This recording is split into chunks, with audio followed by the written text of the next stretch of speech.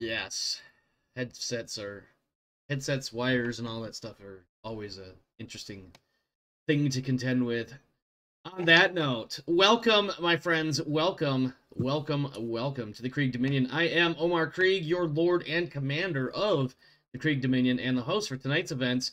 This 18th episode of Second Star, a Traveler 2300 role-playing experience, Season 2, entitled Wares. I am the storyteller, game master, referee, whatever crazy, silly terms you want to use, just call me that. I don't care anymore. I've given up trying to get people to call me the right thing. With me, of course, are my players and their respective characters. So let's check in on them really quick, and I'm going to play with my phone, as if this was never a written, scripted thing. Charles, what's new and exciting for you over the last week or so? Not much. Work's just gotten intensive, so it's day 4 of a Monday. Day 4. It's only Wednesday. You know that, right? Yeah, it's been like that since last Thursday. Jeez, man. Right. So there's that going on. I just got a new. A friend of mine just sent me a new.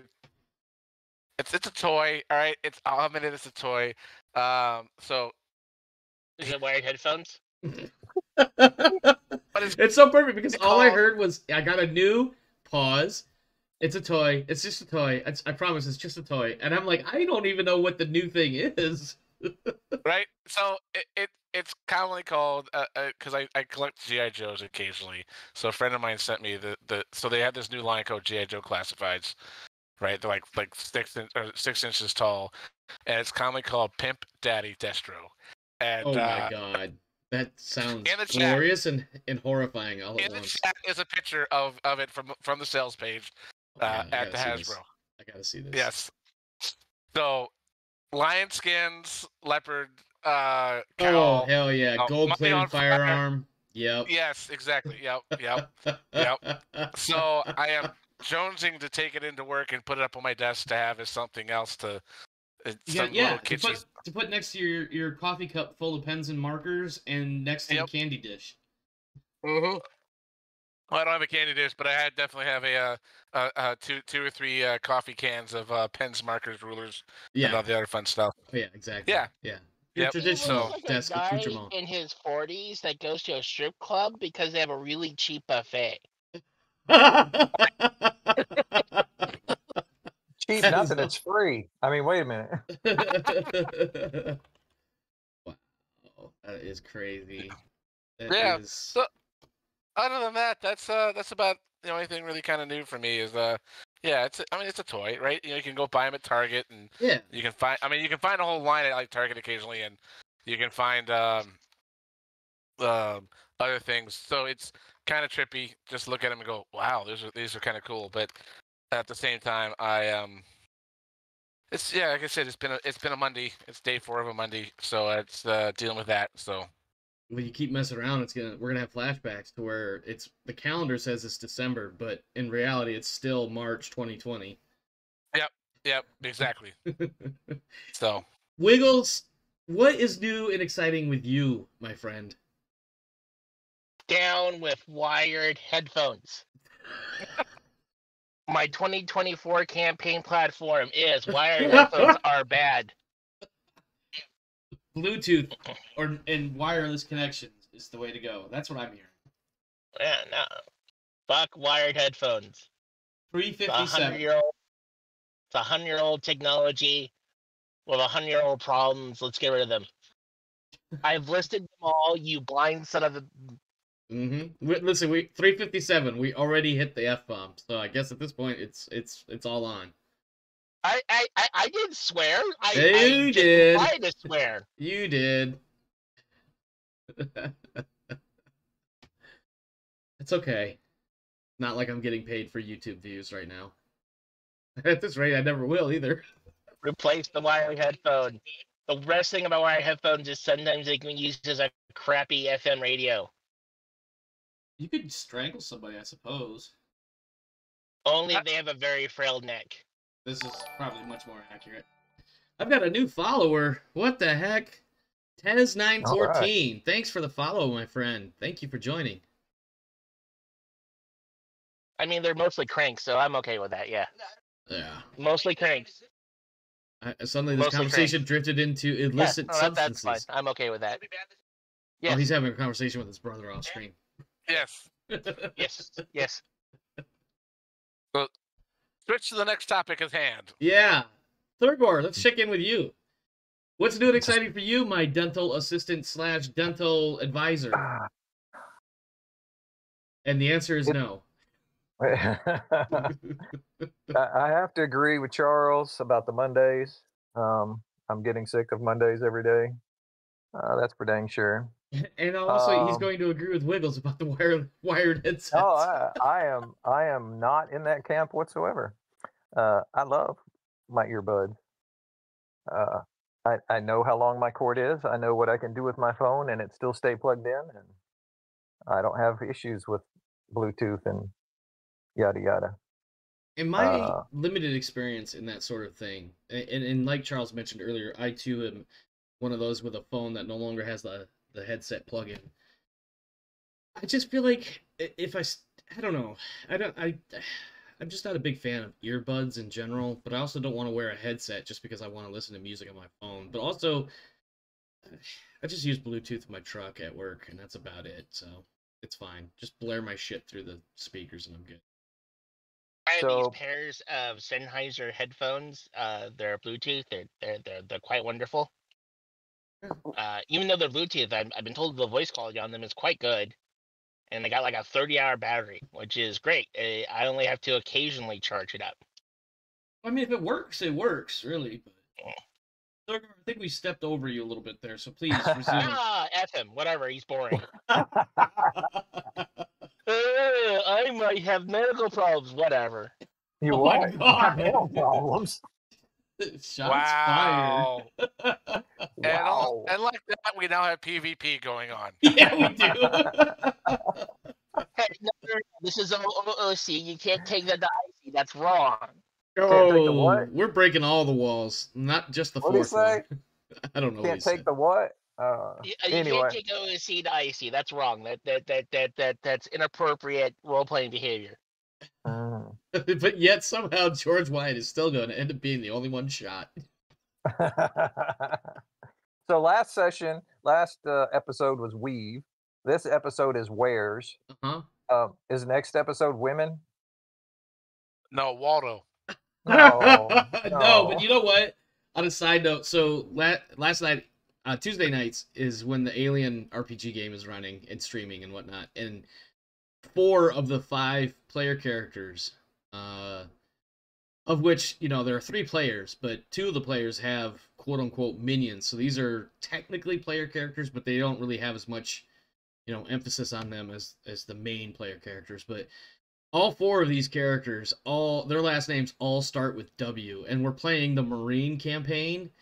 So I'm sitting here and I'm literally like, I forget which one I'm talking to, but just because they all start with a damn W.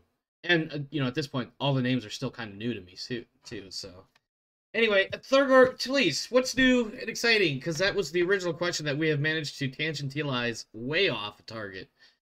I got one locum employee dentist coming in, month on, month off. So that fills up half of it. And then I have an interview tomorrow afternoon with another one who's willing to do the same thing. So maybe here pretty soon we'll actually be fully staffed again, and I can actually get the hell out of here. You can actually take a break from work. Right. All right. All right. Well, with all that, let's go ahead and get started, because I think the only big thing I've had for me this week is I picked up my car from the shop the other day after dropping $2,000 to get it fixed. And now if I drive for more than about 15 or 20 minutes, it smells like hot metal. But that's probably because there's a new exhaust manifold. Let's see. And that's probably about the most exciting thing I've got going on other than work just being stupid work. But I digress. Previously, on Second Star, we have the cutscene once more of a man with braids in a diner. The news in the background on a large display showing various markers over the systems on the far side of the Manchurian arm. And the headline of the Manchurian government allegedly in secret talks with the Empire of Mankind. The scene cuts, and we're looking at a meeting in a conference room involving several people, all recognizable as the main characters and the supporting characters of our story. And then lastly, a meeting with, if I correct me if I'm wrong, this was a meeting with Iron Mike Tankerson, Joseph Milligan, and Fritz Hellwig, although I may have misremembered portions of it.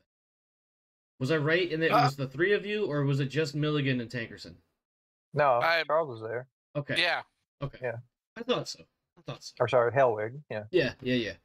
Our show, on the other hand, once we go through the, previously on Second Star, our show begins with an overhead shot of Aliceport, so indicated in the bottom right-hand corner of the screen, even as the date is shown as the 26th of January, a Wednesday in the year 2298. Spaceport is busy. A craft is landing on one long runway, while another is taxiing off the runway, and yet a third is positioning for takeoff once the ship that is currently coming in finally gets out of the way. Over on smaller circular pads, 3 ships are in various states of preparedness, one having landed, one moments from lifting off, the third loading cargo, appearing to be talking to a handful of people who may or may not be passengers. That said, excuse me, our first scene, let's review briefly.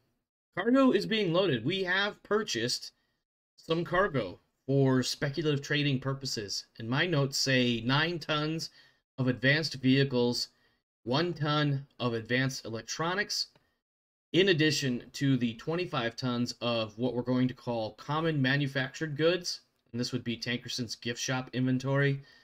Tankerson stuff is loaded into 3 separate, and I'm going to use vague terms here, but they're quarter-sized shipping containers, hard-bolted to a standardized pallet.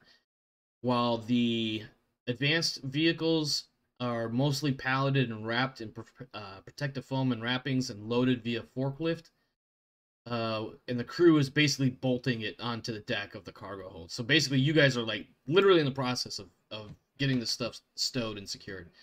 And then lastly, the 1 ton of advanced electronics, your Super Nintendo entertainment systems and things of that nature. They are all sealed inside a quarter-sized shipping container, being loaded via pallet forklift combination onto the cargo bay. It should be noted that the cargo bay appears to have suffered at some point in time some sort of chemical spill or leakage in the past, staining the deck in one corner of the bay. And while this isn't really a big impediment, cargo stored in this section of the hold could become cross-contaminated. No real harm or damage unless the chemical stain makes contact with the actual cargo, which would require, of course, opening things up. Nobody needs to make a roll for that. But it is that time where we start looking at getting the ship ready. And I have one big question for the group. Passengers, ?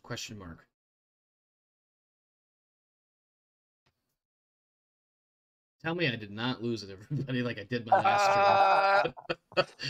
God, it got super quiet, and I can't see your guys' faces like I did my stream last night. So, passengers. Great question. Glad you asked that question.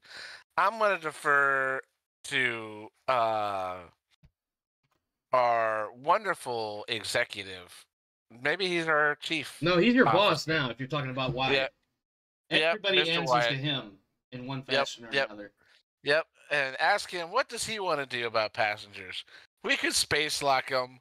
We could bring them on board in cold storage. Or I have to do, in order, for clarity's sake, you will know this after you've taken your brief walk through the ship, your very initial, not even an inspection, just to see what you've got.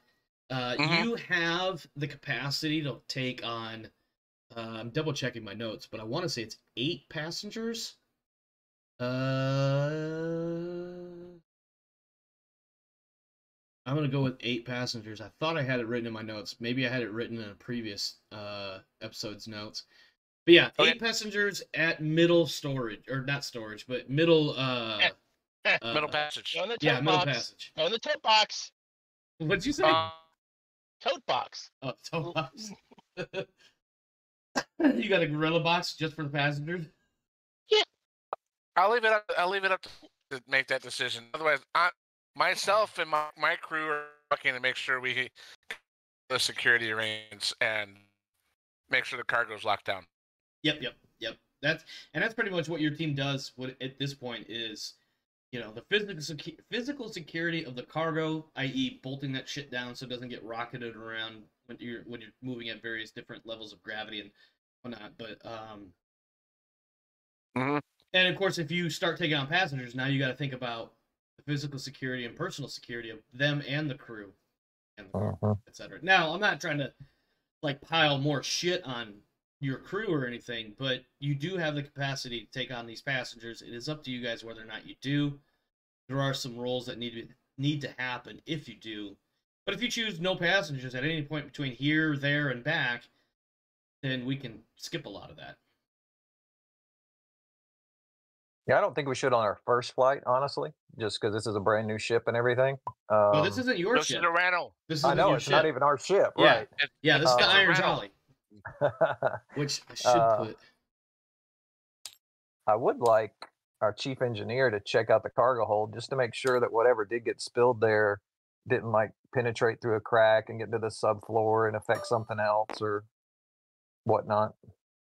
Use a UV light, see how. Whoa! Let's not go into the UV light, my friend. Let's not do that. Let me unlock this really quick. Don't touch it. We lock it back. So we do have this marker, and we have a floor plan for people to look at, so they can see what the Thores looks like. You will note, of course, there are plenty of staterooms, but I believe, and again, because I had the notes in a previous episode's notes, because I thought we'd get a little bit further ahead in the last 2 episodes than we did, but there's a bunch of staterooms, but a lot of them are the actual crew, and the Iron Jolly does run with effectively a full crew as per the book, and I believe the book says somewhere in the neighborhood of about 18 or 20 crewmen. Yep. Of course, we are running something like super skelly crew. So there's really 11 or something. Not even 11. I don't think we made double. I think we're 11. 9 total. I think with the 3-player characters and the Mrs. Wyatt and the other NPCs that we have. So, and of course, then we just have this little guy right here to use a token for whatever. Put that on the. Actually, here, let's get rid of that and let's put this in there. That's close enough. Are there any cold storage passengers, like people already in freezers, just being moved down the arm that we could just take as cargo? I don't have any notes regarding. I don't have any notes. Powder them. I don't have any notes regarding whether or not you would be able to take them on. I realize, of course, that's probably nothing more than hooking up a couple of power couplings or some shit like that. But I don't have anything regarding the capability for the ship to do something like that. Are we ruling passengers out? Just writing it off? As a player, I've never been too keen on passengers. Okay. But so that's fine.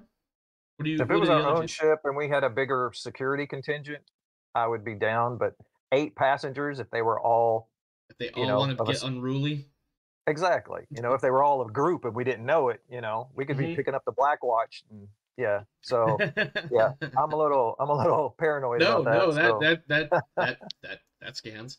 I do need Mr. Tillman, Jarvis Tillman. I do need him to make a Steward Education 8+ roll. He has, I'm going to verify this, I believe he only has about a +1 total.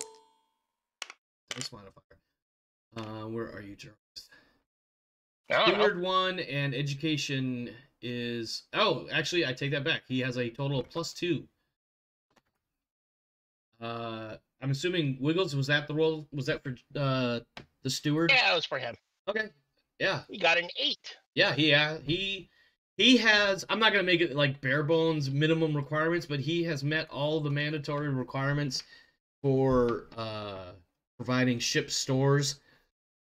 Excuse me. Life support, food, water, oxygen tanks are all top. He spent a whole day doing this, but basically the ship, insofar as being able to carry human beings into space safely and return them home in one whole piece alive, he has done all of that. And that's the only role we need from him, unless you guys do decide to go into your passenger side of things. If not, I have a couple more notes about the ship, but they require some rolls. So I need recon intelligence 8+ from everybody, please. Everybody. Yeah. Because consider this as being like your pre-flight stuff. Like you've got a couple of days yet before you're scheduled to take off. Because I think I have the notes for the 30th. Oh my. So 8 from Charles, an 8 from Milligan, a 7 from Wiggles. Mine's a 10. Yeah. I have a 10 because I have a +2. And then, Mr. Wyatt, what does your recon intelligence add up to? Well, let's go figure this out. Let's all go to the lobby. Say that one more time. Let's go to the lobby. Let's go to the lobby. I'm not understanding the lobby of this recon roll, but okay. I got a 9. Okay, all right, bet. So you do notice a few things about the ship as you're going through your. You know, I feel like you take the first part of the day, maybe an hour or two, just kind of walking through the ship. Not necessarily a clipboard checklist of inspection items, but it's like a walkthrough, get a feel for what the ship is capable of. Like, you've been around Thoreses before, you know what they're about, but this one is obviously not your standard Thores because it's being used as a cargo hauler as opposed to, like, passengers and couriers and shit like that. One of the things you'll notice early on, though, is that some of the floor tiling, and I picture these tiles being something like 2 meters across in some places, and then obviously, you know, when you come around corners or tight areas or smaller areas, the floor tiles are different sizes to reflect that. But what you do notice is that some of the panels appear to be not quite set correctly. Like some of them are just like maybe a centimeter indented or a centimeter above what would otherwise be flush, and some of the coloring is just a tiny bit off. Going through the actual pre-flight checks, you will notice that functionally and structurally the ship is actually rather well maintained, and it appears that this is not just a sign of a good crew, but a combination of some of Tankerson's personal directives to the crew of the ship and the attention to detail of the ship's captain and chief engineer regarding the upkeep of maintenance and the maintenance logs. One final note, and this one will be of particular note to Mr. Milligan. I imagine he'll be the one on the stick. Well, actually 2 notes now that I think about it. Mr. Milligan, previously you were making piloting at like +52 or some shit like that. It's just like 7 or something. Yeah, those days are gone. There is no plug-in port type setup. This is all analog, baby. Okay. I'm glad I raised my ship skill. Yeah. Additionally, what will also be a good reason for you having raised your ship piloting skill is that there is a thruster, some RCS type thruster, that isn't quite firing as it's intended. Like, it's slightly off bore. Maybe it's the timing between the input and the execution, but it's just a tiny bit off. You're going to have a -1 to all piloting checks when the ship is in operation. Okay. How much time do we have before we leave? I'm sorry? How much time do we have before we leave? Well, do we have enough time for the engineer to take a look? Well, here's the problem. It has been noted in the maintenance logs as a problem that has existed for a few months now, but the problem it boils down to, from what you can tell, and maybe you converse with Mrs. Wyatt as well, but basically what it boils down to is it's going to require the removal of the entire, I'm just going to use the RCS analog or reference just to make it easier to understand. You basically would have to take out the entire RCS thruster to get into the fuel line, because somewhere between that thruster and the fuel tanks, there is what appears to be some sort of crimping or maybe even a small leak. But you can never, if you go looking for a leak, you never actually find a leak. You don't find evidence of a leak. It's like maybe there's a crimping in the line that's preventing sufficient pressure to build in the fuel line so that the thruster fires at the exact, I'm going to use specific impulse or ISP. If you don't know what that is, that's literally how the engine thrust is measured. more or less. Those are space words. Yes, they are. Well, that's not just space. It has to do with engines in general. Thruster rockets. My ISP is AT&T. That is an internet service provider. This is specific impulse. No time necessary to like lay a temporary fuel line or anything. Oh like no, that. this is one of those that's like this is like when you take your car to the shop thinking it's gonna be a quick fix. You're like, no, this is like 2 weeks of work. Mm-hmm. Except it's a Starship. It's a science project. It's a science project. Yeah. Because part of the problem is they haven't actually identified specifically where this problem is. And so the first stage obviously is going to be diagnostic, identifying where the fault is and then identifying what needs to be done to fix it, which requires an awful lot of man hours, which frankly Tankerson's like, listen, as long as it works functionally and not, it's just not quite up to specs, fuck it. I'm not dropping a couple $100,000 or what could possibly end up being a couple $100,000. Just run with it. It's fine, right? Everything else works just fine. Yeah, boss, no warning lights, blah, blah, blah, blah, blah. All right, run with it. Keep an eye on it. Do what you need to do if something gets worse. Not necessarily the best business decision that was ever made, but I'm going to tell you how many times, I won't tell you how many times I rolled to the field with a howitzer that should have been deadlined. So I do want to point out to Mrs. Wyatt the floor panels that look out of place. To me, that looks like smuggling stuff. So what? Shock. So I want to have those opened up, take a look, see if there's something special hiding down there or whatever that we don't know about. Hopefully it's all empty. But speaking as Mrs. Wyatt, she also noticed.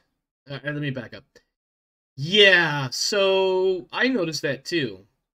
I don't think I can get into anything like that without a crowbar and a bunch of free time, and that would probably irritate not only the crew, the captain, but also the boss. I think whatever it is, maybe there's a release somewhere, no clue where. Maybe we better just let it be. I don't know. Just don't trip, because I almost busted my ass on that corner right there. Well, quarantine cutters and all that with their scanners, they're not going to slow down. And, if we get stopped at a system, at a station, at a whatever, and they want to board and search, they're going to scan the hell out of this place and they're going to rip every piece of floor up that they think there's something under. Well, when that happens, we put it on the boss's ticket and the boss will have to figure that out. Yeah. This isn't our ship. I don't know how much digging into things we should be doing. You tell me to dig. If George tells me to dig, maybe I'll dig, but I feel like maybe we should just hold off and not piss off a whole bunch of people. Be like, hey, so we thought your floor tiles were a little bit of a weird color. It's like she starts going into this monologue about how just because the tiles look different, we decided to tear them up and come to find out it was nothing but insulation and piping under there. I'm memeing a little bit, but I feel like that's a valid thought process for some people. Right, it could definitely be completely nothing, or it could be something highly illegal, for which you currently don't have a release for, if there is anything under these tiles. Right. You don't know how to pop them open yet. I think it's something that at least on the voyage we should pay some attention to. What we would do if we found something down there, we could then have that discussion, but... Well, unless there's some sort of life support lines going down there, and she pulls out a schematic from her pad, or tablet, or whatever this game's freaking, not small handheld device is. Yeah, no, I don't see any life support, so hopefully whatever's down there is not alive. Right. Meaning that it's not going to come up and jump up and bite us in the ass on the way out of here. Right.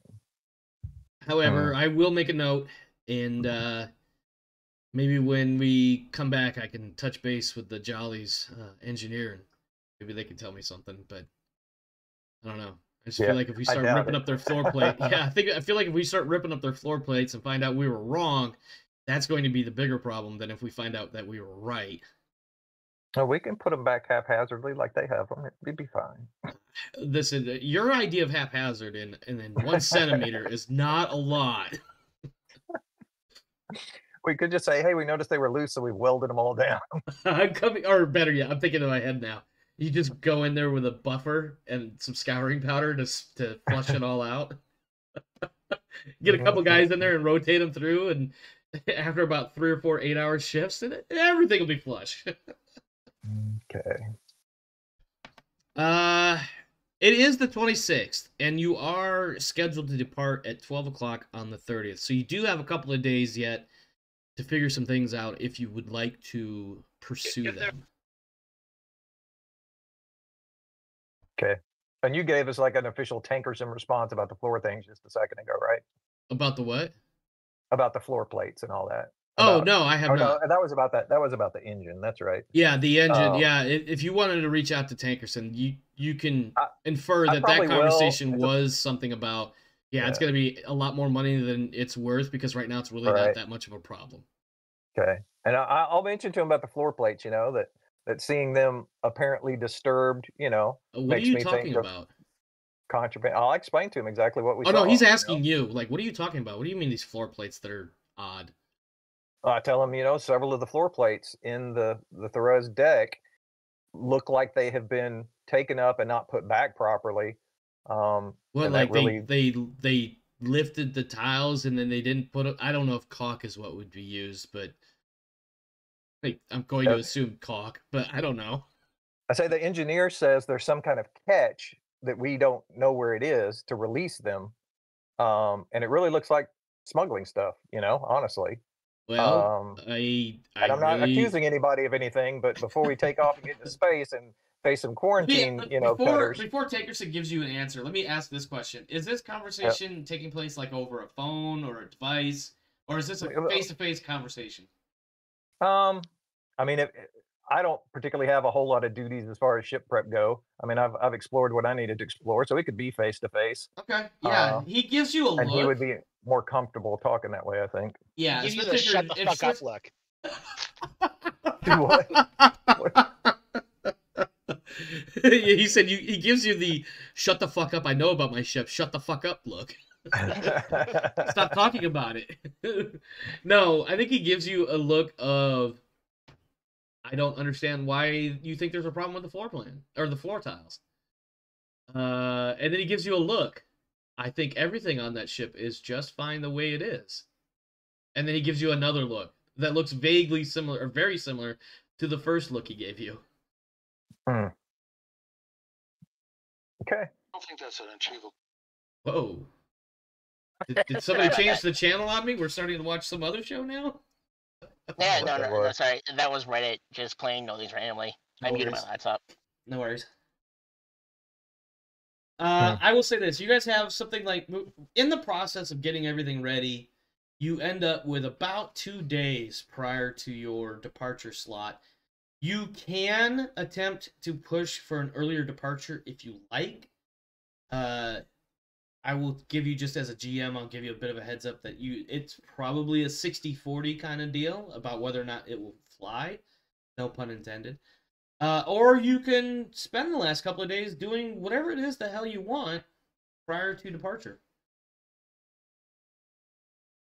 Within reason, of course. Don't go trying to kill the French president or emperor or whatever he is nowadays. I doubt he's here anyway. No, he's probably back in Paris, fucking living it up with all the money in his pocket. So there is one thing I need to do with the crew, all the crew. Okay. Basically, I need to let the robots look at them because they can store biometric data. Oh man. And this is to help mark people as enemy, not enemy. Yeah. No, I got you. But I'm just picturing. I'm wondering how many people are gonna be like, no, I don't want my face scanned by that machine. Well, when I explain to them that it's to designate you as a friend as opposed to an enemy, if a firefight starts happening, I think I'll probably get some better compliance. You get Tillman almost immediately. I don't know if Tillman's the right one, but I'm gonna go with Tillman. Tillman's like, the minute you start talking about a firefight, he's already made the mental leap. He's like, wait a minute, that motherfucker can shoot at people? Fuck no. Come on, Milligan, what are you doing? He only, right now, has a restraint carbine. I don't. That just sounds like more likely to cause problems. Unless we identify who's friend and who's foe. Oh my god. He literally, if you're watching the stream, you would see the look, or the motion I just did with my hand on my face, kind of a face palm / rub my face. And he does one of those like, oh my god, fine, Okay. just get it. God damn it, Milligan. I did not want my body being. You know what? This is why I left Earth. You know that, right? They're pretty invasive of Earth. This is not Earth is invasive at all. incredibly invasive. If you read the Mongoose first edition Yeah, it's book, the short story in that motherfucker, whoo. They watch you do everything. Yeah, they do. There's no doubt about any it. core And if core you world deviate does. from your normal routine, somebody's going to ask you, "Are you okay?" We missed you at lunch For the today. viewers, I am not joking when I say that. Based on that story, it's incredibly invasive, but everybody's okay with it because, as somebody in American history once said, if you're willing to give up security, you don't deserve freedom. So I call for both Chip and Milo. Cat, Jesus Christ. Yep. Because they don't technically know that the cat's armed. That's scary in and of itself. He's every bit as much of a robot as Chip is. So. Well, they didn't know that he's a robot. They didn't know that he has an actual laser. No, they don't, and that's going to stay my little secret for a while. Man, maybe I should have kept. Maybe I should have kept from making those laser comments. But still, he needs to do the same thing. So they can both store biometric data. That way we don't have to try to get like RFID chips or any of that kind of stuff. Because those could be more invasive, by the way. Yeah, I know. Because Milligan didn't want to carry an RFID chip, so he doesn't even like turning his link phone on. Okay, wow. So, all right, conspiracy theorists. So I will just make my rounds and let them look, at everybody. They're probably like watching their respirations and listening to their heartbeat, and not like with their auditory sensor up against them or whatever, but but when it comes to biometric data, there's a number of points in the facial structure. There's a number of points in the eyes. And there's probably even more to that, but I'm sure this, depending on how intricate your sensors are, body temperature can be taken into account, the pulse rate and the respiration rate. Probably able to do some sort of pulse ox or whatever that shit's called, where they can track how oxygenated your blood is. All sorts of various things, and it's actually kind of creepy in some ways when you think about it. I've definitely done a wee bit of biometric scanning in my time as well. So before I'm done with Tillman, or actually when I'm done with Tillman and I'm fixing to go, off to the next person, Tillman's gonna look at you as he's getting ready to head off to go fuck off with some stewardy thing. He's gonna look back at you like, if I find out you stole my credit card, I'm going to punch you repeatedly in the face. And then he walks off. He doesn't say anything else. You can't tell if he's joking because he totally deadpanned it. So you're not sure what that meant. All right, I'll just let him go. Yeah. I was just gonna drop the little note that Chip can also do robotics himself. Oh God. All right, Thurgor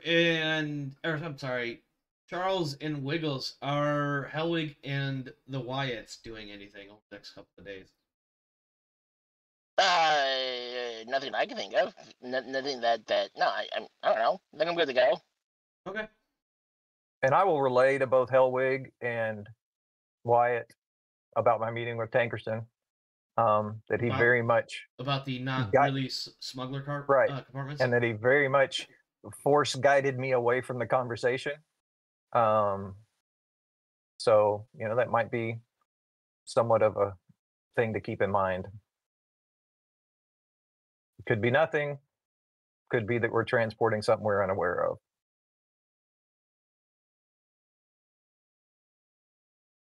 Charles, you got anything in there? Anything you want to do or follow up? Or Wiggles for follow up? Oh, yeah. I'll leave it to Wiggles. Okay. So since being informed of a supposed hidey hole, George will go take a look at it and see if it reminds him of a hidey hole. Being a professional spacer all his life, he's probably seen a couple of these things, if not done so himself from time to time. Okay. And see if it reminds him of such a thing. Sure. Go ahead and make a Oh God, what skill would that be? You can do investigate. Yeah, investigation could work. I'm trying to think of something that would be more in line with his spacey experience. Oh, you got like mechanic or engineer. Oh, sure. Make me look up my character sheet. That's fair. Even I get bored sometimes.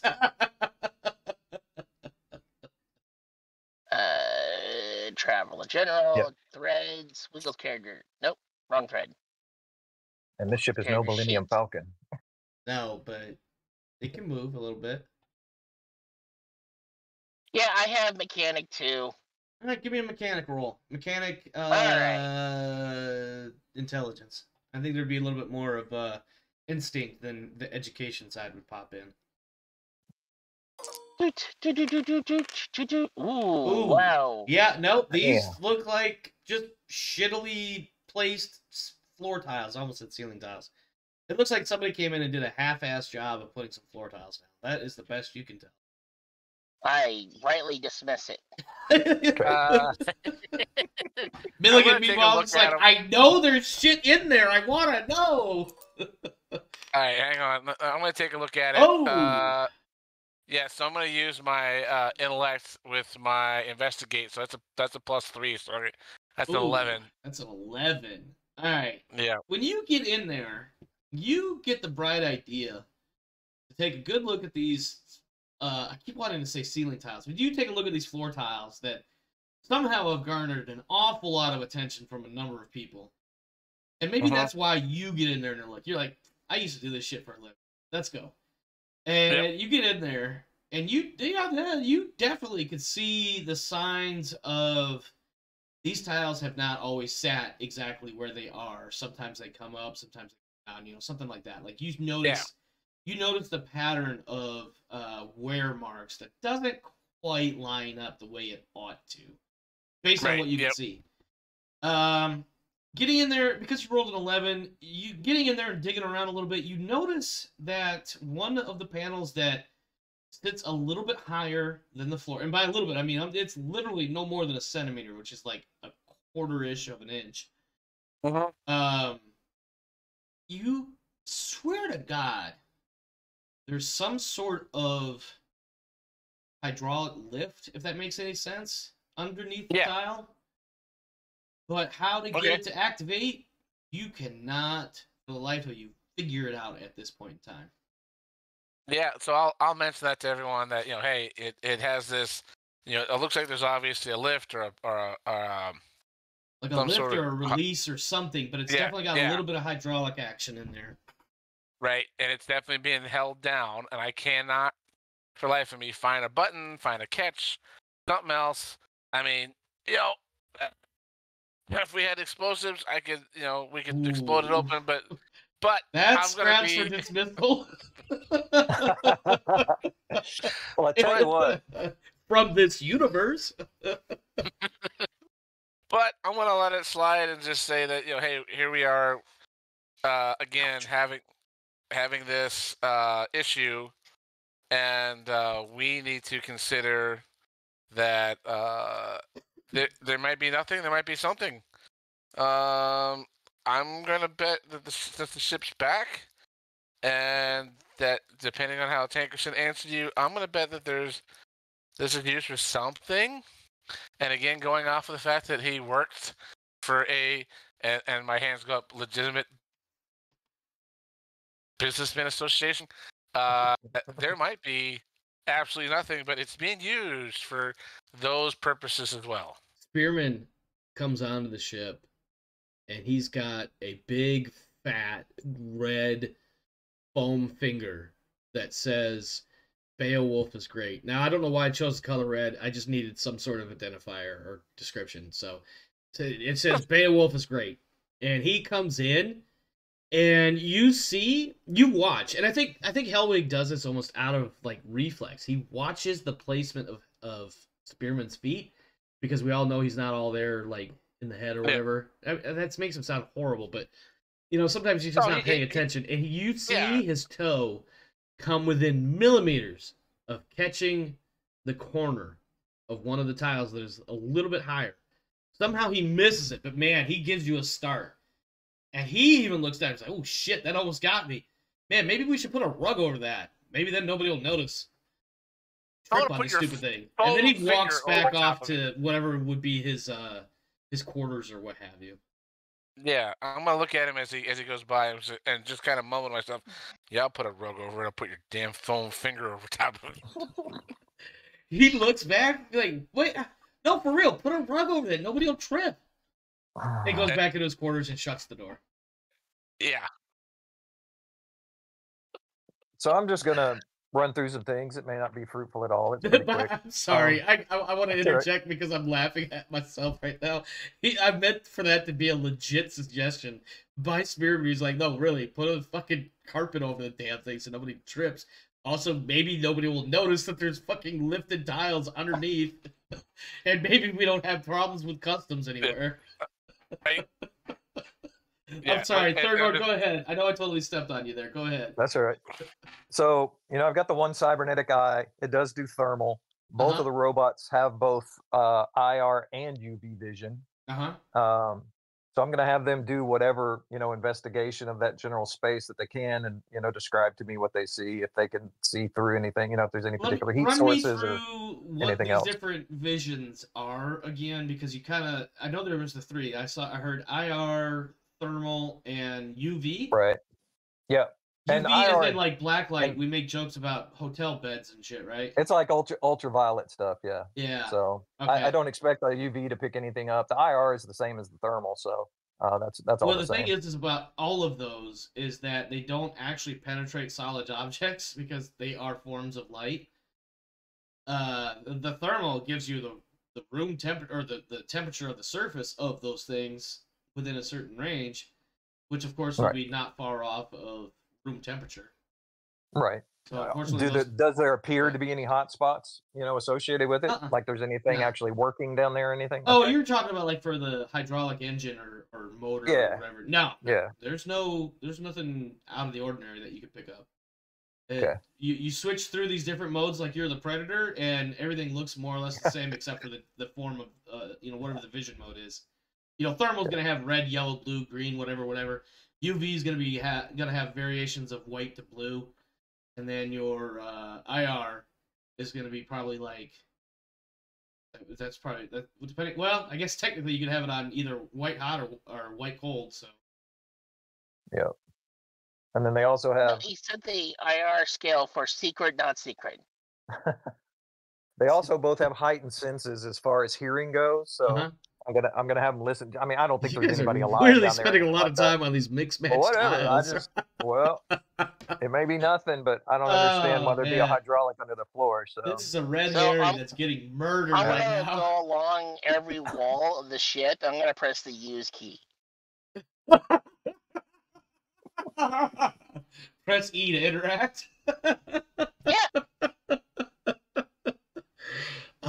Nothing happens. You do a lot of, when you walk into a wall, and if you're at the right angle, you just kind of glide along the wall until you reach the end.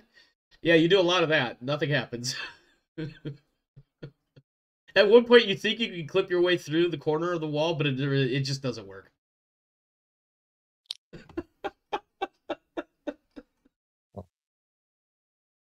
I see your video game reference, and I up you a video game reference.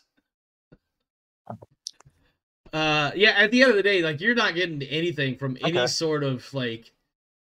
There's nothing going on here. If there is an engine or a motor or any sort of hotspot or any sort of, like, changes in air pressure, like, it's just, like...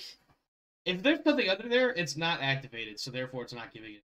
If there is anything under there in the first place. Right. Unless it's just illicit cargo.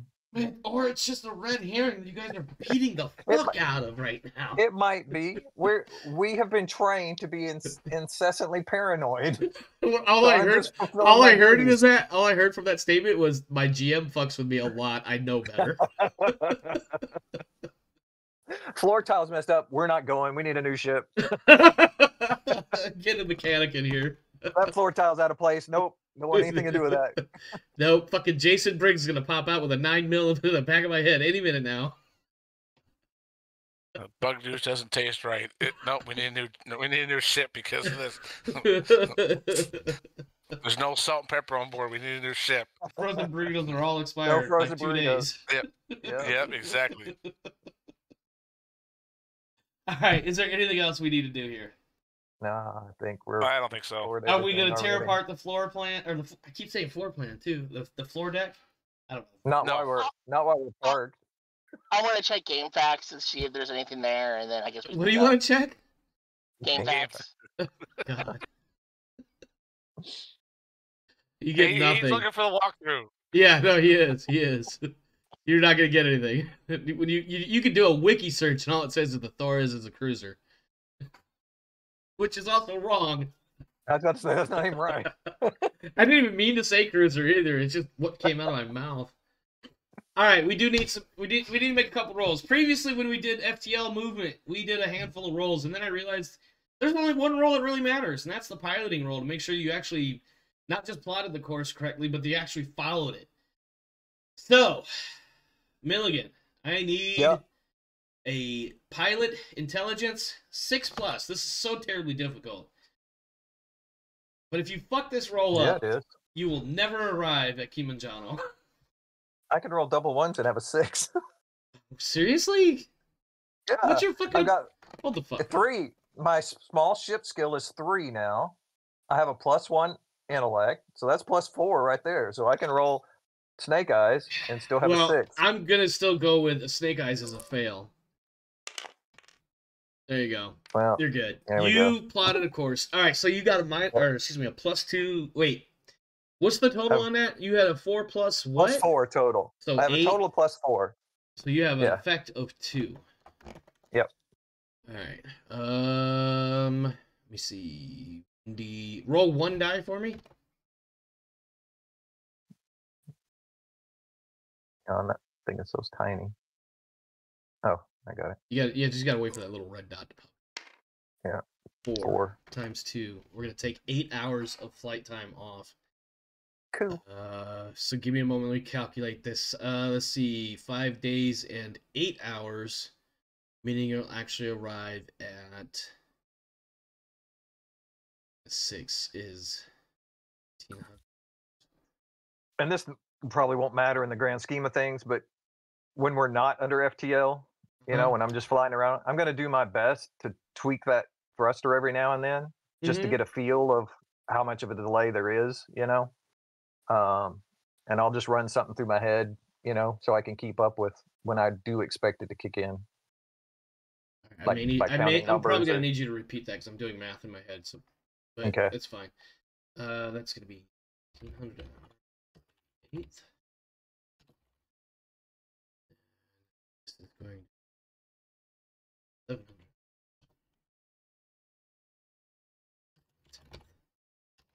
Okay. All right. One more time. Thruster, something about tweaking it, something dark side cookies.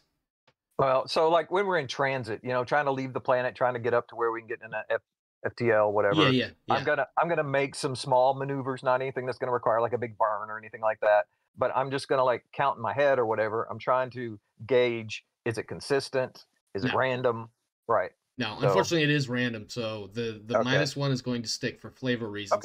Not because the GM just wants a -1, but for flavor reasons. There's a -1. This ship's got a history. Listen, I'll be honest with you. Yeah, it's a quirk. That's exactly what it is. Because I rolled a handful of things, like that cargo spill is one. The -1 DM is another. There's another one that you're going to encounter shortly. It's not horrible. Don't get me wrong. Not the floor plates. I think the floor plates might have actually been. That might have been manually input. I don't remember now. It's been a while since I wrote a lot of this stuff, and it took a couple episodes to get through all the interim shit. So. Right. All right. So we're paranoid. I mean, that could be it, but also I've been wanting to have more open RP sessions. So. So yeah, all right. So, 12 o'clock on the 30th. I'm gonna have to update the overlay again, but 12 o'clock, you guys start taxiing. Takes you probably about an hour or so to get from the surface of the planet into orbit, and then of course you start your transition burn or whatever you want to call it in 2300 to leave the solar system and get out past the I may get this term wrong. I believe, no, that's the threshold. Threshold is when you have to come completely off of the stutter warp. At any rate, to get to FTL speed. So it takes about almost 2 days to get to FTL speeds. So it's actually the 1st of February, 10 o'clock in the morning, you actually transition over to no longer visible because you're moving faster than light. It would have taken you 136 hours, but instead it's going to take 128, which translates to 5 days and 8 hours. Meaning you will arrive in the Kilimanjaro system on the outer edge of the system at about 6 p.m. on the 6th of February. That is, again, about 5 days. So if there are any conversations that anybody wants to have with anybody, say yes. If not, we'll move to the next segmentum. No, I'm gonna. You said 5 days, so yeah, about 5 days and 6 hours or some shit like that. Yeah, so I'm starting. All I'm doing is like training. What I'm looking at my character sheet because I was gonna look at something. Oh yeah, I'm training to improve my admin skill from a 0 to a 1. Ooh. Fill out that paperwork even better. And in 0G. Exactly. Because your ship does not have gravity generation of any sort. Yep. Just FYI. So Tillman has definitely packed a bunch of food tubes. Picture something like toothpaste, except it's flavored and you can eat it without fucking up your stomach. Yeah, I said it. Come on, dental advisor. Tell me I'm wrong. You're not wrong. You can't eat toothpaste. It will fuck up your stomach. If you eat enough of it. Well, I mean, if you eat the whole tube thinking it's a steak. Right. Technically, it's poison. But so are apples in the right quantity. So, you know. But I feel like the quantities are significantly larger when it comes to the arsenic in an apple. Well, that's if you only eat the seeds. I mean, yeah. As long as you don't eat the seeds, you're good there. So I do want to spend. Toothpaste. Huh? Fluoride. What's the toothpaste? The lethality. It depends on body mass and all that other stuff. And I can't quote it off the top of my head, but toothpaste is actually technically a poison because it will kill you if you consume it in sufficient quantities, and even in lesser quantities, it can. I was definitely making a bit of a joke, but truthfully, you're not supposed to consume toothpaste. No. It can cause fluorosis. It can cause discoloration of your teeth, damage to your teeth to some degree if the fluorosis is hard enough or bad enough. So yeah, normally we are most keen on little bitties, you know, because their teeth are still in formation and all that. So, you know, there's places in the country that they don't have fluoridated water. There's places in the country that have natural wells that are over fluoridated. So there's a lot of factors with that. But yeah, I mean, I think they make it so it kind of gives you a stomach ache if you swallow more than a mouthful of it anyway, probably to keep you from eating it. So it's a deterrent. You know, like when they added the bitterants to things like canned air. Yep. Or switch cartridges. Yep. So the only real thing I want to do during this flight, other than keep on my people, you know, I want the sensor guy working it, you know, because we've had way too many stealth ships following us around and stuff. Well, so I want the on that note, actually, I don't have a note for sensor type rules. Never mind. I stand incorrectly. So why are we talking about eating toothpaste and huffing canned air? Well, Rodance, would you believe that the conversation started with, until I made a joke of things, as usual things go, their ship, they're currently traveling at faster than light speeds, but their ship has no gravity, so they're literally floating around, which means their steward, who's responsible for making sure there's plenty of foodstuffs on board, basically bought a bunch of tubed food, which is, you know, as a description, it's basically toothpaste, but it's food you can eat, not like toothpaste, because if you eat toothpaste, you can make yourself sick or die. That's that's how the tangent started. Let me put it that way. So the only other thing I want to do on this leg of our journey is I want to sit down in my off time with my hand comp, or not my hand comp, I got this in my head. I want to use my electronic computers that I have naturally and the reference library. And I just want to spend some time in the ship's computer. I know, and this again is about the stupid floor tiles, but We're fixated on these tiles. I know there's not going to be a folder saying, here's all our cash secrets, or signed whatever. the captain. Right. So I'm going to be doing as broad a search as I can do. I've got a couple days, whatever. I'm going to make the attempt, because what else am I going to do with my time? So I'm going to. The answer I'm going to give you is not meant to completely shut you down. But, yeah, it is, because you didn't even let me roll. No, I'm just kidding. Well, no, I want to explain how this probably would have worked. And what it is you guys are effectively, for lack of a better way to explain it, you guys are put in, as far as your access to the ship's computers and that stuff, you guys are given what would otherwise amount to being guest accounts. Well, that's dumb. Well, I mean, it's not your ship. And I know. And you have, don't get me wrong, you have access to all of the systems you would need in order to effectively operate the ship efficiently, right? Yeah. So they gave you a bunch of I don't mean to say ghost, a bunch of guest accounts to allow you to do that. So when you start trying to search around for things like, why are these floor tiles so weird? You get nothing back. There's search result, 0 results. So I would then probably switch over and see what I'm locked out of. I'm sorry. Yeah.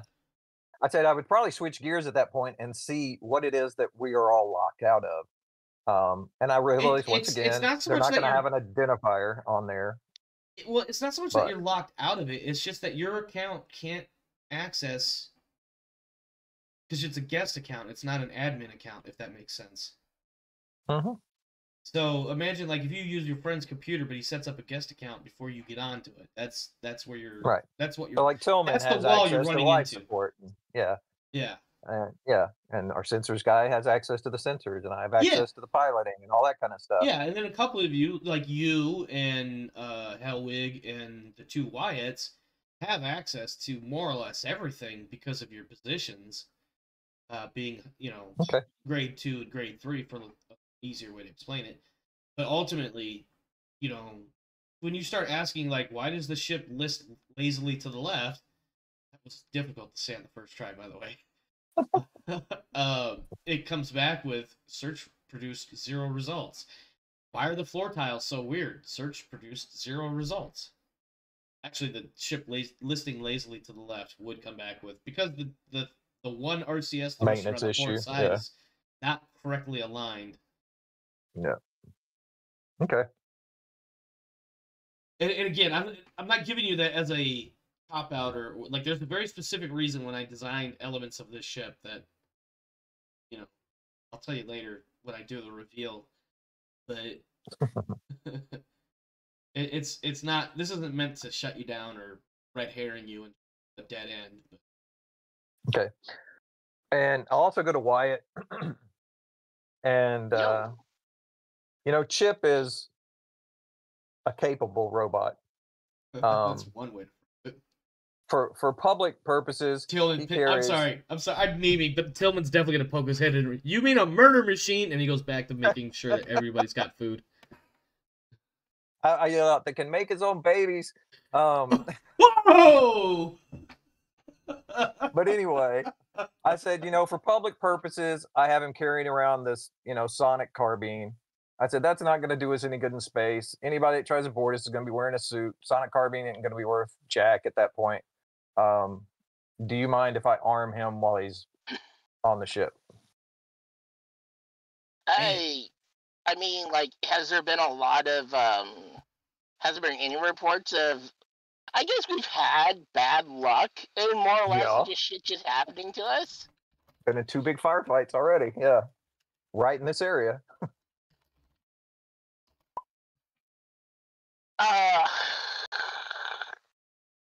Yeah, all right. I mean, I have him set to not engage until I tell him to engage, and at that point, he will engage anybody that isn't one of us. Suddenly unless I direct him otherwise. So, a ninja assassin shows up and casts silence before you can react.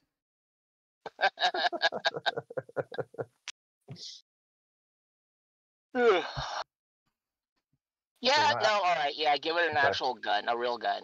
Alrighty. I'm a real American. Oh my god, he killed it when he said real American. Not just I'm a real boy now, but a real American. Oh I don't want y'all to really know how many guns I have within probably 2 feet of me right now. I mean, you probably got some hidden robot with a stealth suite that's just sitting there with your gun, sir. Oh no, I meant your for real. other gun, live in a rural Alaskan island, so shit happens up there. Yeah, I hear you. Shit, you go out into the wilderness without a firearm, you deserve to be eaten. No, I carry a 45 every time I go out. So if I'm going like out in the the wilds here or whatnot, yeah, I carry. There's bears, there's wolves. But so. No, my significant other has a gun safe, which is full. Nice. Anything else, or shall we move on to our next segmentum? Nope, let's go on. Okay. Gun insurance for home defense in California is expensive.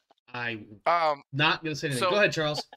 So Hellwig's just gonna look at all this and go, robot, gun, real, my ship, security. No, no, no. I'm like, I'm sorry. I love how he can't put a full sentence together right now. But you and Wyatt can hash it out at this point. Oh, are we getting the next best thing to splitting the party? No. Internal party strife? No. Come on. Let's go. Let's do it.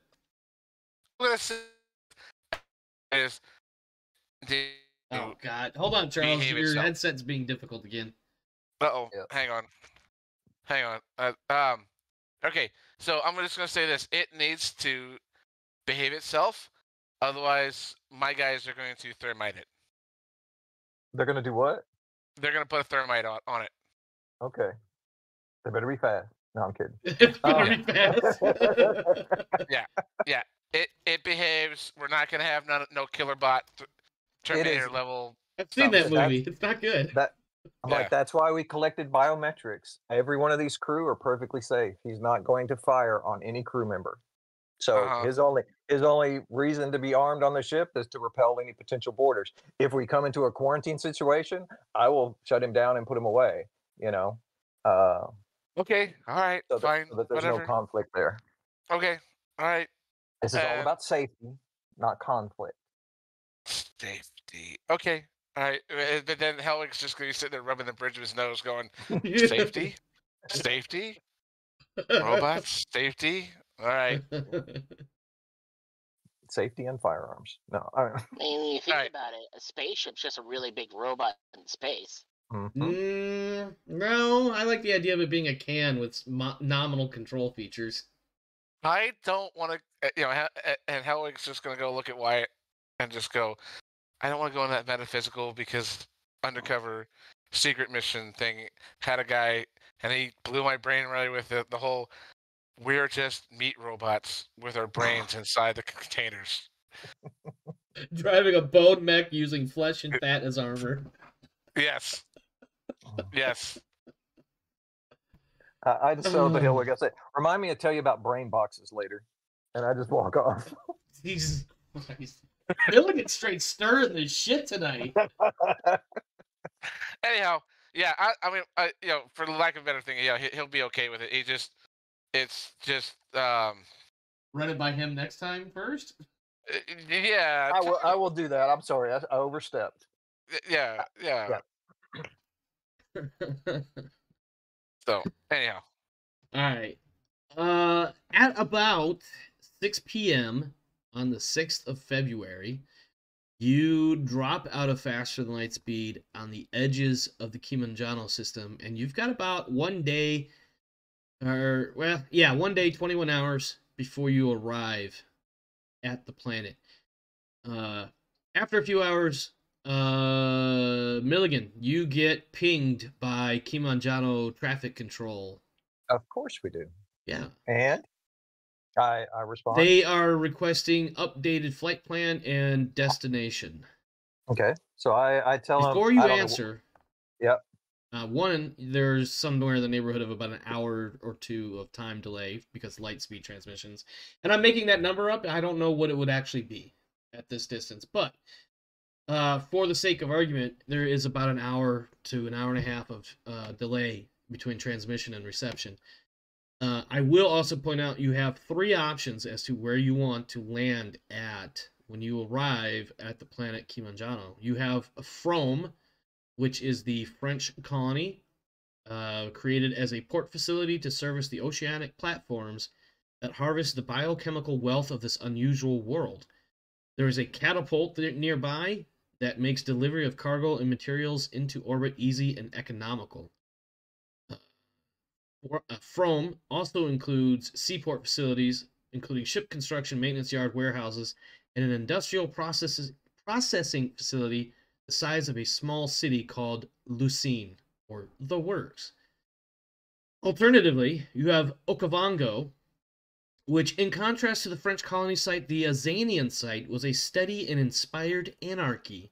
Very much the latecomers, the Azanians established a permanent colony in 2280. 18 years ago for us. Their colony consists of standardized, commercially purchased modular units. These have been set down with apparently no order, scattered over a 20 square mile region roughly surrounding a small bay.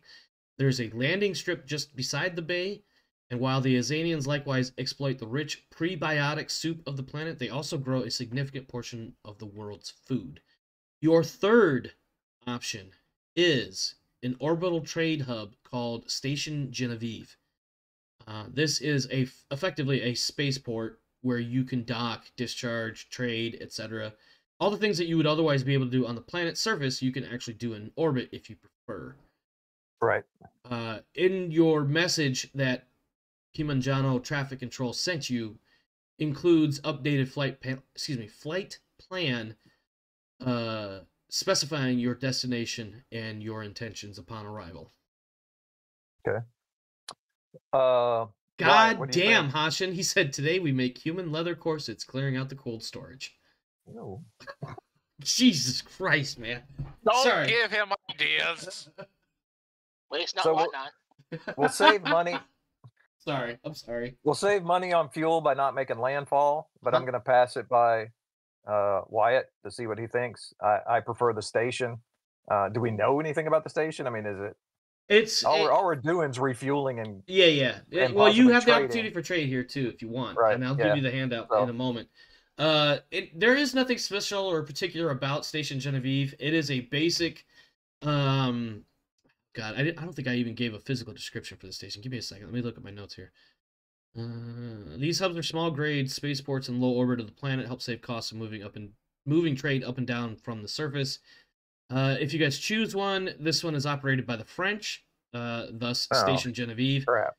It has the usual simple but adequate amenities one might need, but not in great abundance. Structurally, it is a simple station core where most of the engineer and power management systems are located, and moving outward via a number of modular hubs are various facilities that one might need. So basically, imagine something kind of like the, well, hold on, let me finish reading this. Situated at the ends of 4 separate arms are the docking ports, which, with each arm end, able to hold up to 5 ships based on the size of the ships and relative location of the docking ports. So basically, try to picture, if you will, something similar to the shape or makeup of the International Space Station.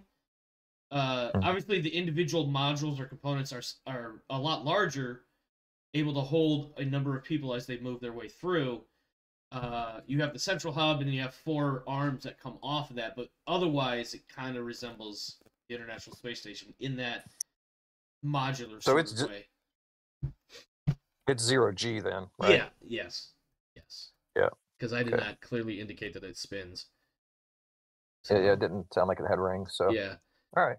But at the end of each arm, you can dock the ship, and based on the size of the ships and the individual docking ports, it can hold up to 5 ships at one time at each end. Okay. So this isn't our final destination. This is just a gas station. Correct. This is closer and a trading hub. So trading hub. Yeah. So you might want to unload some of your stuff here or pick some stuff up. You could definitely look into it, because this is like one of the main purposes of this station is to facilitate trade moving up and down the gravity well. Yeah, so. No, I mean, like, once we're here, yeah, I'll look up it won't take a long time to see if there's any worthwhile bios here, because computers exist. Yeah. Right. Yeah. All right. So I'm going to tell traffic control that we're going to dock at the station, and we're only here to refuel, and then we're moving on to Beta Canum Vinacorum. Or I mispronounce that all the time. Close enough. Beta Canum Jesus Christ. Beta Canum. Venaticorum, I think. Venaticorum, yes. I think that's how it's said. Venaticorum. I always say Ventacorum, but okay, I leave the A out. Right. But most people just call it Beta Canum because it's significantly easier to say. Okay, yeah. After about another hour or two, you get a call back. This time it's actually Station Genevieve, indicating updated flight plan trajectory, etc. That will bring you into an orbit that will rendezvous with the station. Basically, they're not telling you to override your flight plan, but they're giving you a flight plan that will allow for you to easily come by, and then once you're at that close, oh god, there's technical terms, and I'm totally spacing out. But basically, when the ship and the station are at their closest point, then you can start maneuvering for the actual dock. Right. So after they send that, I'm going to pass it off to Tran and ask him to verify it. Yep. Oh, well, since you're going to do that, let me look at Tran's stats. Astrogation Pilot 1, and Intelligence and Education. Education is a +1, so that's a +2. And we're just going to go with a basic 8+ here for the +2. Yep. Tran does the little mathy math clicky clacky, and it comes up good. All right. Because I forgot that there was a time when Tran outranked you, but now you outrank Tran. Wow, the tables have turned. I think you were getting ready to say something. What is his total bonus for astrogation? Just out of curiosity. For astrogation, because it's a different skill than the one I just rolled, but astrogation 2. Oh, that was not. I just did pilot starship. Oh. And education because it's a trained skill. Okay. But so he's actually slightly better. In this particular scenario, he would have been better to astrogate it than he would have been to pilot the ship. But it would have been a +3. And my total astrogation is only like a +2. So yeah, well, his skill level is 2, and then his education is 1, but his intelligence is 0.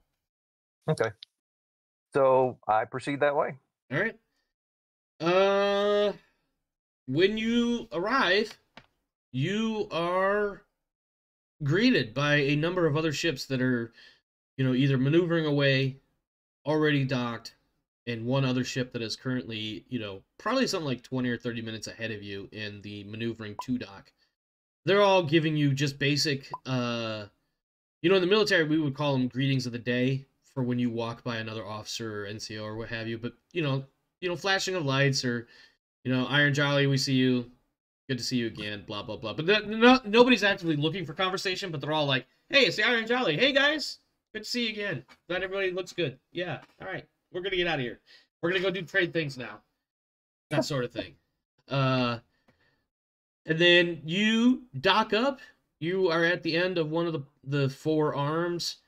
Currently in your slip or dock, whatever you want to call it, you are the only one, and based on the angle and everything else, it looks like they could easily get 2 other ships if they're not much larger than the Torres. Your time here... I'm sorry, go ahead. What are the other ships that are around? What class? It's mostly trading or system ships. Mostly courier ships or... Courier, cargo. There's actually I forget which one it is, but there's a scout one that has the one that Trilon Corporation makes. I can't remember the exact name of it. It's like not a SSB. It's a independent scout or something silly like that. There's actually one of those. It's not in a survey vessel. Yeah. It's not in or around the station in particular. It's in orbit of the planet, but it's also from what you overhear on like local comm chatter. Who'd we lose? Wiggles went to the bathroom. Oh, okay. It's actually getting ready to transit out of the system. But there's nothing like there might have been like I wanted to point this out too, and I didn't mention it. During your transit from planet to threshold or threshold to planet, like there's plenty of ships moving around. Nobody is anywhere near you, but like within comms range, just farther out. But you may even come across random military ships that are they'll show up on sensors, but they're not actively engaging with you. Right. And which is the case for most of these ships. They see you, you see them, but nobody's really talking. Okay. I like it that way. Everybody's sticking to their own business. Like, they're not trying to interfere, right. And only now as you get within the last, more or less 30 to 45 minutes of docking, or prior to docking, is anybody coming up on the radio going, "Hey, it's the Iron Jolly. Hey, good to see you guys. It's been a little while. Hey, one of you fuckers, don't you owe me some money?" Oh, one of them says that? Yeah. He doesn't expect a response because it sounds like he was just making a joke. I just come back and say, fly safe. Kind of like truck drivers on the CB. Yep. Yeah. So I'll respond with pleasantries, fly safe, that kind of thing. You get equal, but not really identify us as not being the original crew or any of that kind of stuff. Yeah. I mean, on transponders, you are the Iron Jolly. It doesn't matter who's manning the Iron Mech. I was trying to make a joke about the bone mech thing. I think I floundered. At any rate. All right. I think you just confirmed that a ship is a robot, even though your argument was not that while ago.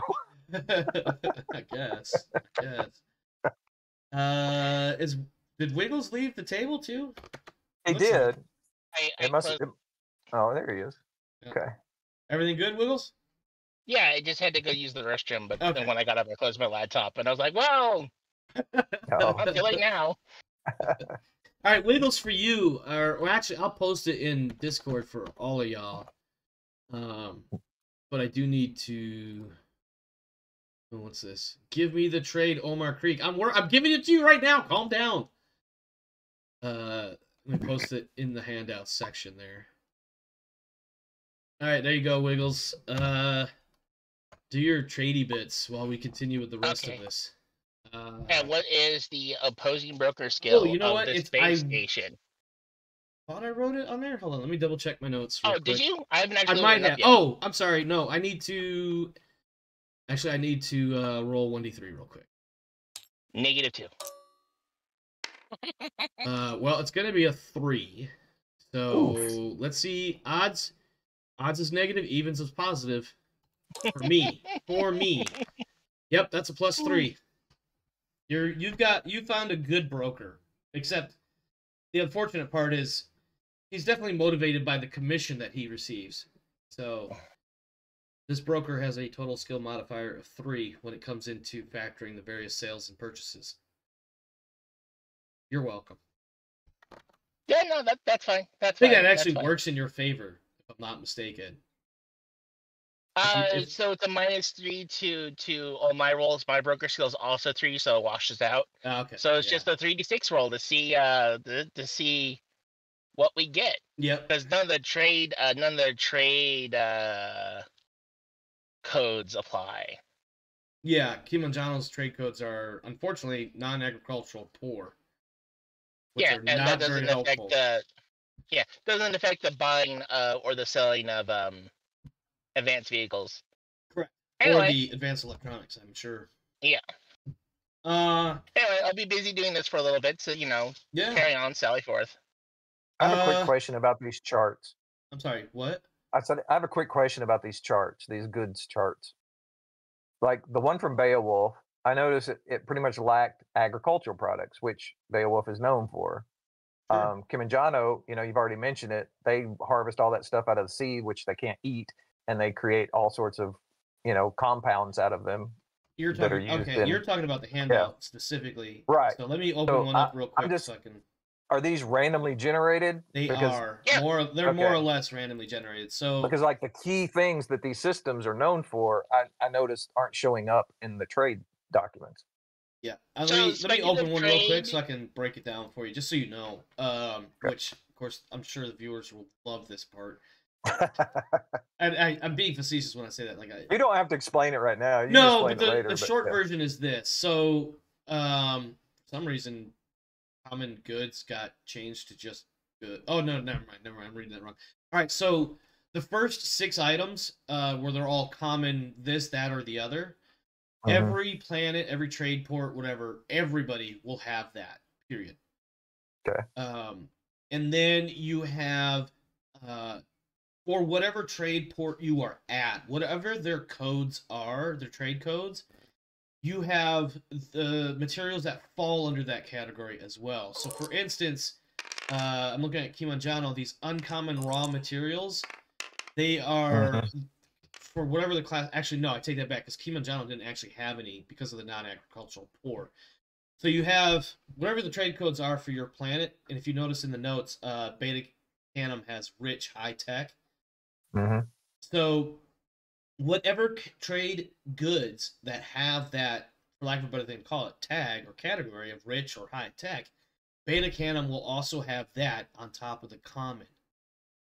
And then the final part, for every population digit, so 1, 2, 5, 8, whatever the case might be, there is an additional randomly generated cargo. You roll D66, or in my case, because you guys don't normally go through criminal routes, D56, ignoring the 6 on the 10s die, to see what other additional cargo is there. And that's the list I generate for this particular moment.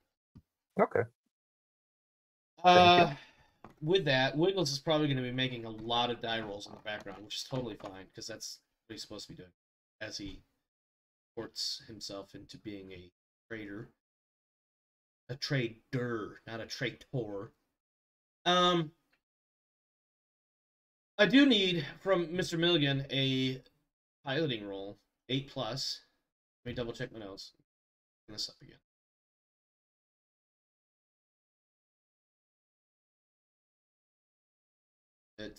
I wrote it in here. Damn it. Where is it?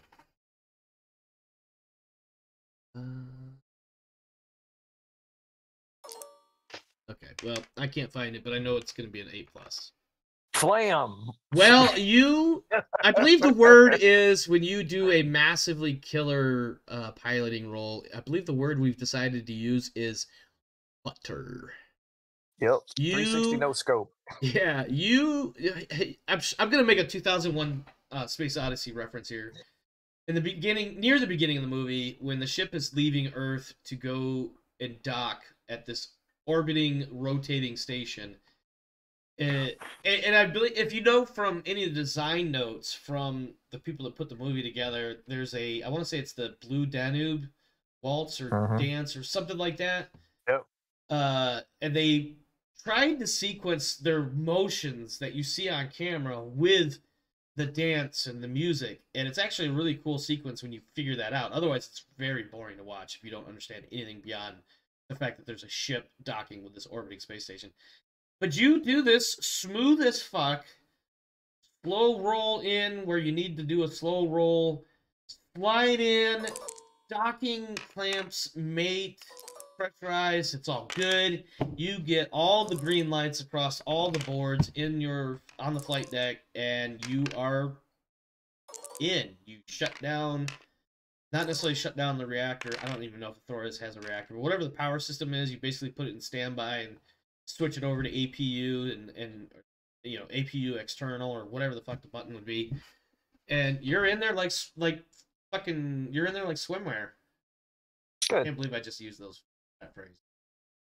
And you're welcome to the station, and you now have the better part of outside of the work that has to be done. You've basically got something like, let's see, 1,500 on the 8th versus 1,100. You've got just over two full days to fuck off. The work that has to be done, however, of course, the cargo, which Wyatt is doing. Mrs. Wyatt and Spearman and Aiello will be in the engines doing, post-operation and prepare for the next leg checks and things of that nature. And she's using the 2 knuckleheads to keep them occupied. But, she can't keep them there for 24 hours straight. So, several hours later, they're going to go wander off to do some fucking sightseeing, souvenir grabbing.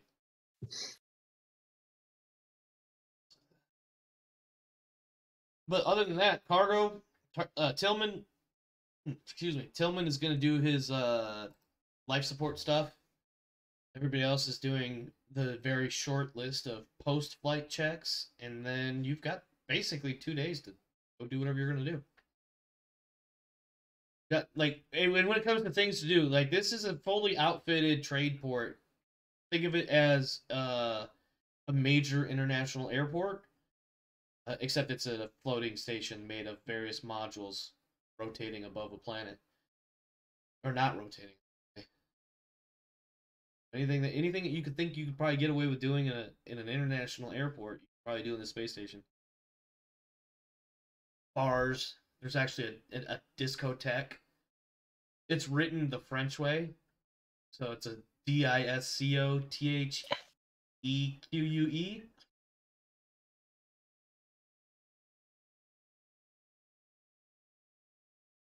So I hate it when you guys go quiet like that because I feel like I lost connection. I don't have any particular business here. Okay.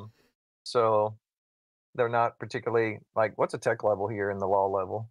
Oh, that's a great question. I don't know off the top of my head because I didn't make notes of that. Let me open up the book real quick and see. It's going to take me a quick second here. Get to it. And once that opens up, can't see it on my camera. And then French arm. Page down a couple more times. Kimon John. Oh, whoops, there it is. Oh God, I don't remember which one. Tech is usually. I hate that they put this. Tech is generally the last one after the hyphen. Yeah, so Tech B, which is AB, that's going to be 11. 11. Yeah, so Tech 11, and then what was it, the law level? So law is like sixth, the sixth place. Starport, size, atmosphere, water, population. 7 is, I think, the law. If it's not 7, it's going to be 6. Okay. But you are in a space station, so the law gets a little bit more stringent about certain things, particularly, you know, the structural security of the station and people's safety and whatnot. Right. Okay. For instance, even if open carry of firearms and bladed weapons is allowed, it is not allowed on this station. I'm going to say that right now. Okay. Okie doke. So I think my time is to be better spent here on the ship. I will do my best to help people arrange whatever needs to get done, and I will, you know, if Wiggles is gonna or Wyatt's gonna step out or anything, I will. Well, I'm sure he would have to. Like he can. So of course, with trade, you can do a lot of this stuff over the local network. And when I say local network, there is a. I guess it would be a LAN system because it would be effectively a closed internet system or network. I mean, anyway, there's a network on the station that connects with the planet, but you can do all that stuff through the quote unquote internet. So as far as I go on to only brokers, and then I get really confused. No, it's brokers only. It's a gateway to some things that you wouldn't otherwise find amongst the trading community. God, that sounded even worse. It did. It was epic.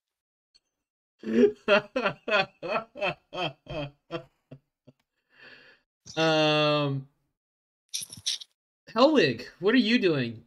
Two of your knuckleheads are assisting in post operations and pre-flight checks for the next leg in the engineering. Yeah, and I'm gonna look at the engineer Wyatt's wife and just go. Oh man, dreams. Right. These two are hard workers, and I don't want to give them any time to get ashore for trouble shenanigans. So you have full reign to work them until they fall asleep. Mrs. Wyatt will respond with, "I will work them for 8 hours, and then I have to let them have some time. We've been cooped up in this can for days. They gotta be able to stretch their legs." But have you seen? Yes, I have. Yes, I have. In fact, I saw his Beowulf is great foam finger hand. Not impressed. Oh my god! Not impressed. They're gonna Hey, whatever. Fine, like she's trying whatever. not to argue with you, but she's also like, we gotta let them have a little bit, or they're gonna break something on my ship. And guess who's the one that's gonna fix it? Me. I know, but I don't want them to.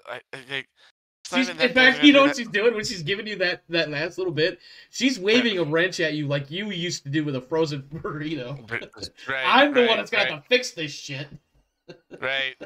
Okay, all right, fine, whatever. So I'm just gonna all I'm really gonna do is just kind of scout the local. I don't want to say triple marks, but you know how there's always that one spot just outside always that of one strip. Yes.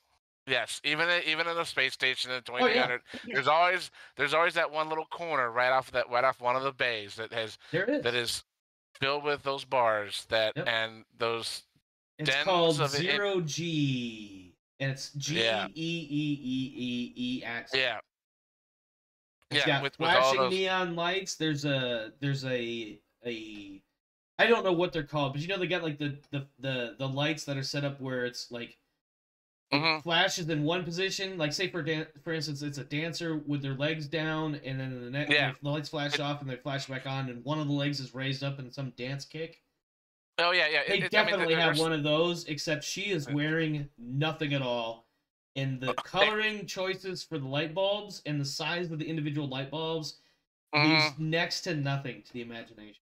Right. Yeah. The only thing she's wearing is a pair of moons strategically placed. No, in fact, what she's wearing is a pair of moon boots. That's it. Oh, there you go. And they are bright hooker red. Right. According to the light color, anyway. Right. Anyhow, yeah, I'm gonna go with. Horrible. I'm sorry. Go ahead. I'm gonna go. I want to go with the whole just go tour it and. Hey, haven't seen you in here before.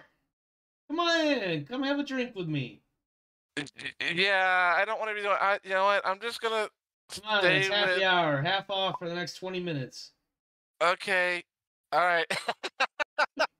What do you have? This is definitely a woman talking to you, and she in the lighting looks great. You know what? I'm gonna stay with the RC cola for right now. You want some rum in that though, right? Vodka maybe?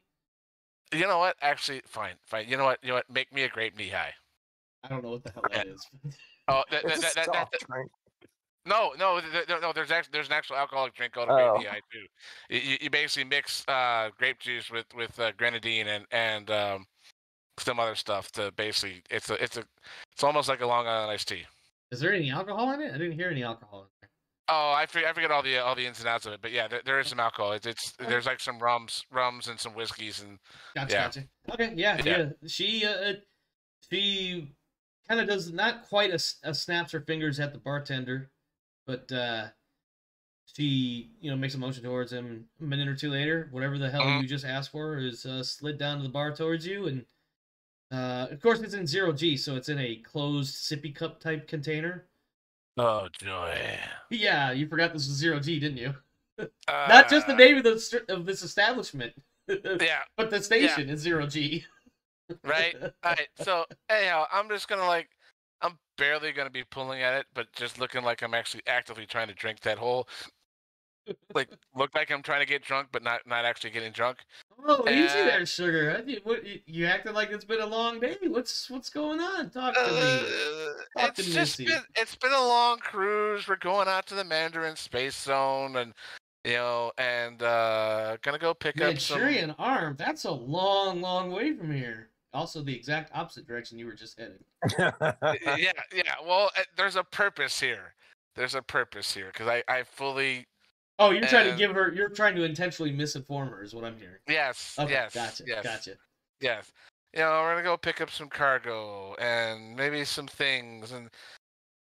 What kind of things? We've got plenty of things. Look, she motions with one hand off towards the one side of the bar or whatever you want to call it, where there's a couple of other ladies that are rather scantily clad, just kind of hovering over the bar stools. And when I say hovering, they're not hovering like some people when they go into a bathroom stall in a public place, but they're like hovering because it's 0G. Right. Yeah. So no, it's like, oh, nothing like that. It's just more along the lines of like, oh, and I kind of like wave my arm towards her and whisper, it's a secret. Can't tell you. Formula. She's gonna lean in, and she's got this stupid smirk on her face. She's like, "Let me guess, you're gonna kill me if you." No, my bosses may if I tell anybody, but we're bringing Sung around. What did you say? I started talking over you again. I do this all the time. I said we're bringing some of the Sung out. Oh. They're gonna be worked to death. And some of the places she gets this look of like when you let me ask this. When you mention working the Sung to death, is there a serious tone anywhere in your body language? A little bit, yeah. Okay. Yeah, but I mean, like realistically, this is purely a act. Like I'm not telling her. Yeah. She gets something of a not quite horrified look, and it's hard to tell because the lighting in here is really wonky. Yeah. It's a strip club. Let's be honest. Yeah. It's a strip club, and the lighting is never very good. Yeah. But you can almost tell in the lights that she almost like pales when you mention the literal working to death of the Sung. She's like, you wouldn't. Why would you do that? That's horrifying. We're the empires of the men. The empire of the mankind? Empires. Yeah. I'm going to purposely goon it up, but like, she looks like I'm drunk. When you say it like that, she's like, she slaps your shoulder. She's like, you're playing with me. No. If they find out I've already probably said too much. I need to go, and I'll slide her some credits, and you'll promptly exit and be like, right, woo, and I'll go stumbling out, like I'm drunk.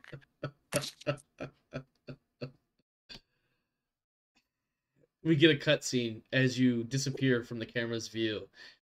It's this girl, and she's talking to the bartender. That's one dumb motherfucker. Or that's someone that really just did not want to be here and didn't realize where he was until it was far too late. And the bartender just looks over and goes, "Yep." And it cuts back to you guys. I'm going to run through the NPCs real quick. Not that anybody is doing specifically anything with them, but Paul Gray remains on the ship for the most part over the next 2 days. Although the first night that y'all are in town, so to speak, he does leave the ship, and he'll check out. Like, I don't know if you guys will have anybody like clocking in or anything silly like that, but he will definitely do poke his head in with Milligan and be like, "Hey, let me go grab something to eat. I'll be back in a little while." And then he'll swing by Hellwig's quarters. Hellwig, I'm gonna go grab something to eat. You want to come with? He probably wouldn't call you Hellwig. I feel like you guys are closer to being friends at this point. I'd probably call you Fritzy. Did we lose Charles again? Maybe. No, he's just so insulted that his underling could be so casual with him. We'll come back to him.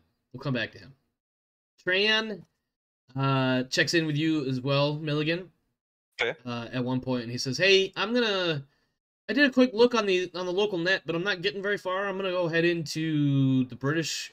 I don't want to say embassy. I imagine that the British would have some sort of exploration scout facility here for like people to pass by to get updated charts and things of that nature for navigation and whatnot. And he wants to go check in with them, and he's giving you the heads up that he's just gonna head out. He'll probably be back in like an hour at best. Maybe he'll grab something to eat along the way. I tell him, hey, you just missed not Tillman. Gray. Said you just missed Gray. He was going out to eat. Why don't y'all buddy up? Hey. Listen, this is just you and me talking, right? Gray is kind of a nerd. I feel like he's best. I look at Tran like, you think you're not a nerd? It's not the same. I'm kind of a geek, and he's a nerd. I don't know how to explain it. If you don't get it, it's difficult. God, that came out a little sideways. I'm sorry for saying it like that, but like listen, Paul Gray's not a bad guy, but he's kind of nerdy. I mean, sensors, computers, blah, blah, blah. I get it. Me, I'm doing the cool shit. I'm out here among the stars. That's why I'm a geek. Get it? I don't know. I feel like Marshall Tran is definitely an Asian sort, like some sort of, like, that sounds horrible the way I'm explaining it, like, you know, Japanese, Chinese, Korean, something along those lines. But he's got like this small underside layer of charm, and suddenly it's coming out like full blast. I'm out here in the stars, baby. And he snaps his fingers, finger guns, does a 360 spin in place without touching anything. This is all core muscle driven in 0G. And then somehow manages to propel himself further down the hall away from your quarters so he can leave the ship for a little while. All right. Whatever. Wyatt, Mrs. Wyatt, I should say, and the two knuckleheads are obviously going to spend some time doing, you know, the maintenance. I need to make a quick roll here, so I got to actually look at some stuff. What am I looking at? Okay. Oh, I didn't look at. I got to look at else. Hold on. Bear with me. I got to look at Mrs. Wyatt's stats sheet, which I know exists somewhere. It's pinned in the main thread. Yeah, I got it. I know it's pinned. I just got to find where it's pinned. Ah, here we go. Let's see. 6, 7, 6, 8, 7, 9. 9 is a +1. 8, or excuse me, B. B is +2, isn't it? For an 11? Yeah. Yeah. And engineering, stutter warp. So that's going to be a +4 altogether. There we go. 4. That's a 13. My notes say something really cool happens, but I'm not going to tell you what that is yet. It's because he doesn't know. No, I know exactly what it is. Prove it. I'll tell you in a bit.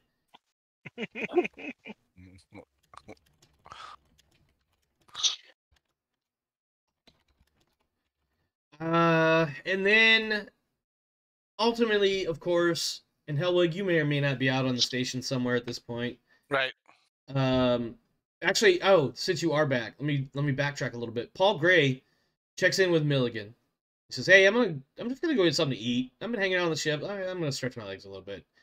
I'm gonna go check out some Italian restaurant that's down on the other end of this arm of the station." And then he pops in on Fritz. Fritzy, hey man, I'm gonna go get something to eat. There's an Italian place down the way. You wanna go check it out? Sure. Why not? All right. Let's go have some fun. Wow, then, I don't really like the way you're saying that. I just wanted to go get something to eat. It's as close he gets. Well, and I'm gonna just mention briefly that, you know, there's this club. Let's not go there. The 0G. I know about it. Yeah, we're not going there. Listen, the Italian joint's a little bit further past that, but it's all 0G. You just get a little momentum and you float right on by. Yeah, exactly. Let's go do this. Let's go have some fun. Anyhow, let's food. Yeah, Sounds I've been good. here before. Let's go. I've been here before. But this Italian place sounds like it's a new place, so I'm gonna check it out. Yeah. Okay, sounds good. Let's go. Yeah. Stop talking. Let's go. Grab your little hoodie or whatever you're gonna grab. Let's go. Yeah. So I'll follow him out to this place. Yeah, and he wasn't joking either. So I would imagine that in this kind of a station, there would be various handholds, probably regularly spaced out, in order to help people from wandering off or getting too much momentum, or maybe gaining a little bit of momentum as they scoot by. It's kind of tight quarters, but you know there's enough room to maneuver, even with a couple of people going different directions. So people running into each other doesn't happen as much. Occasionally, because some people are more experienced than others or less experienced than others. But he wasn't joking. He starts kind of doing some sort of exaggerated monkey bar, swinging from one handhold to the next. And after a moment, after like 3 or 4 of them, he's got some pretty good momentum built up. And he's literally just kind of flung himself down the very center of these hubs. as they're all chained together, effectively. Right. And then he kind of does like a 180, looks back at you, he's like, what are you waiting for? Let's go. And I mean, I have some. I need to give him 0G before I forget. Give him at least 0G 0.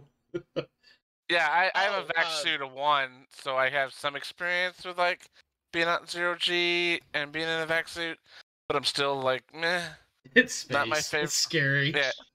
I'm not saying space is scary. I'm getting better about that, but it's more along the lines of like, I'm not as comfortable like because the people that have always been out there. So I kind of push myself and grab handholds, push and grab, and you know, I'm catching up. Hey, you guys. type of thing. Just to make this something funny, because I would love to see you make a bad roll here. I am also going to roll, by the way, but go ahead and give me a 0G Dex throw, please. Okay. I'm gonna wait for your roll.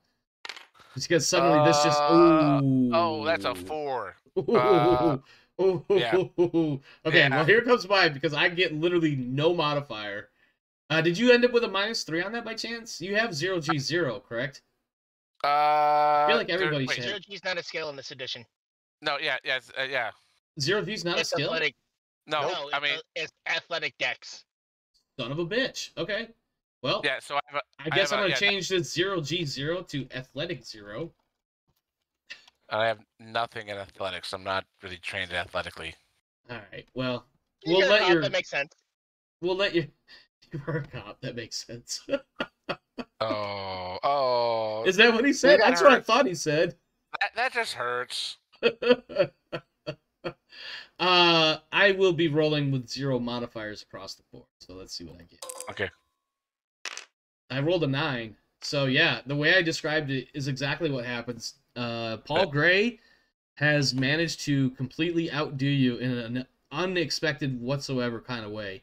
He has gained significant momentum for somebody who is in a public place, bustling down the street, doing the 0G version of riding a bike or skateboard down a busy sidewalk without colliding into anybody.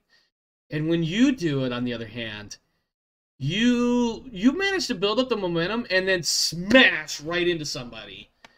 Right. Profuse apologies all around, because as it turns out, the person you run into was also, this is like their second time in 0G trying to manipulate, and they thought they had a moment, but they didn't. So they'll like attempt something, a random child cries. I feel like that's a fair assessment of what just happened. Yeah, but after a while, you know, you take a moment, you collect yourselves. Tillman comes over, or Greg comes over to help, you know, clean up the mess or what have you. You end up making your way together down to this Italian 0G place. It is, I want to meme, but I can't think of anything fast enough, so we'll just call it Palmentos. I don't know what sounds good, but this is a 0G station, so obviously you're not going to get like Italian food on a plate. You're going to get Italian food in a tube, but you're also given, despite the fact that this is about large enough for 4 or 5 tables of 3 or 4 people, a very Italian experience ambiance. Like, it feels like you just walked into some, I do realize that Italian and Tuscan are totally different. Well, not totally different, but significantly different. Yeah. But you just walked into some Italian grandmother's home. The ovens have been going all day. Oh yeah, the whole, you're basically getting fat the minute you're walking in, smelling all the smells. Yes. Yeah. And they have they start you off with I know there's probably words for this, but I don't know what they would be. But they start with the bread. Excuse me. They start with the bread roll in the oil that you would dip it in for flavor. Oh yeah. Yep. With but of course the olive oil and that, but that's in a tube, so you kind of dump that, you squeeze out a little bit, kind of like toothpaste. Again, with the toothpaste, I'm sorry. Right. You squeeze out a little bit like toothpaste onto the bread, and the oil and the bread manage to kind of stick together despite 0G. you know, until you get it in your mouth, and then you have to chew it and make sure you don't make a huge mess and everything else. And of course, every table has a little what are those little handheld vacuum, like Hoovers, Sure. Dust Devils, or something like that? Dustbuster. Yeah, there you go. Every table has one of those, just in case anybody gets too many food particles nearby, you know, to help clean up. And they've got wait staff that comes by periodically to try to keep the air from being overpopulated with food particles, or gets caught in the ventilation and stuff like that. Gray, in between bites of the bread, waiting for a chance to order, just kind of is like, hey, yeah, what do you think, man? I think this is pretty nice in here. I kind of like it. I mean, I feel like they could do a lot more if it was on the ground, but, you know, for a 0G franchise type sort of thing, this is actually pretty cool. I like it here. I mean, it's a great, it's a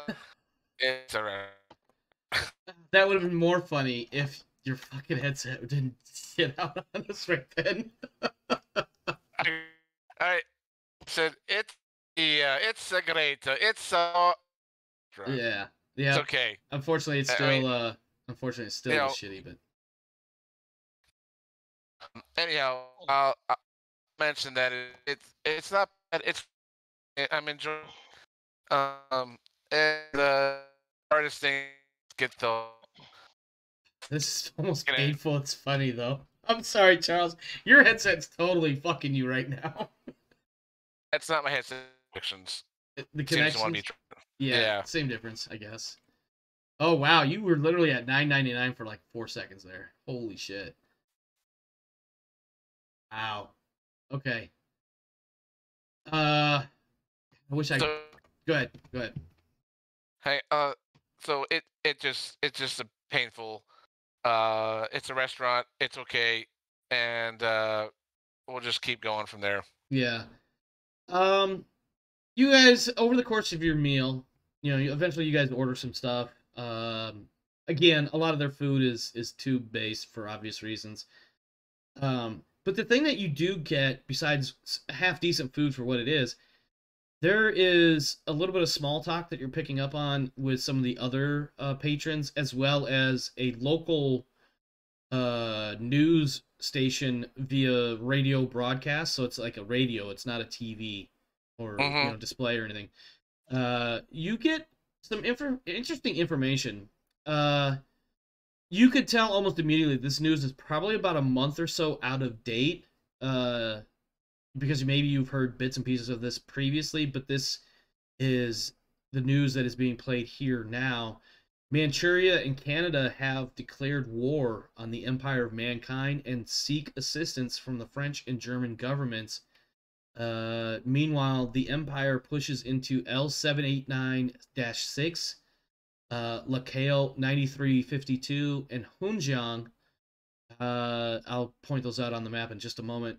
Establishing pickets and building up its strength while waiting for an expected counterattack.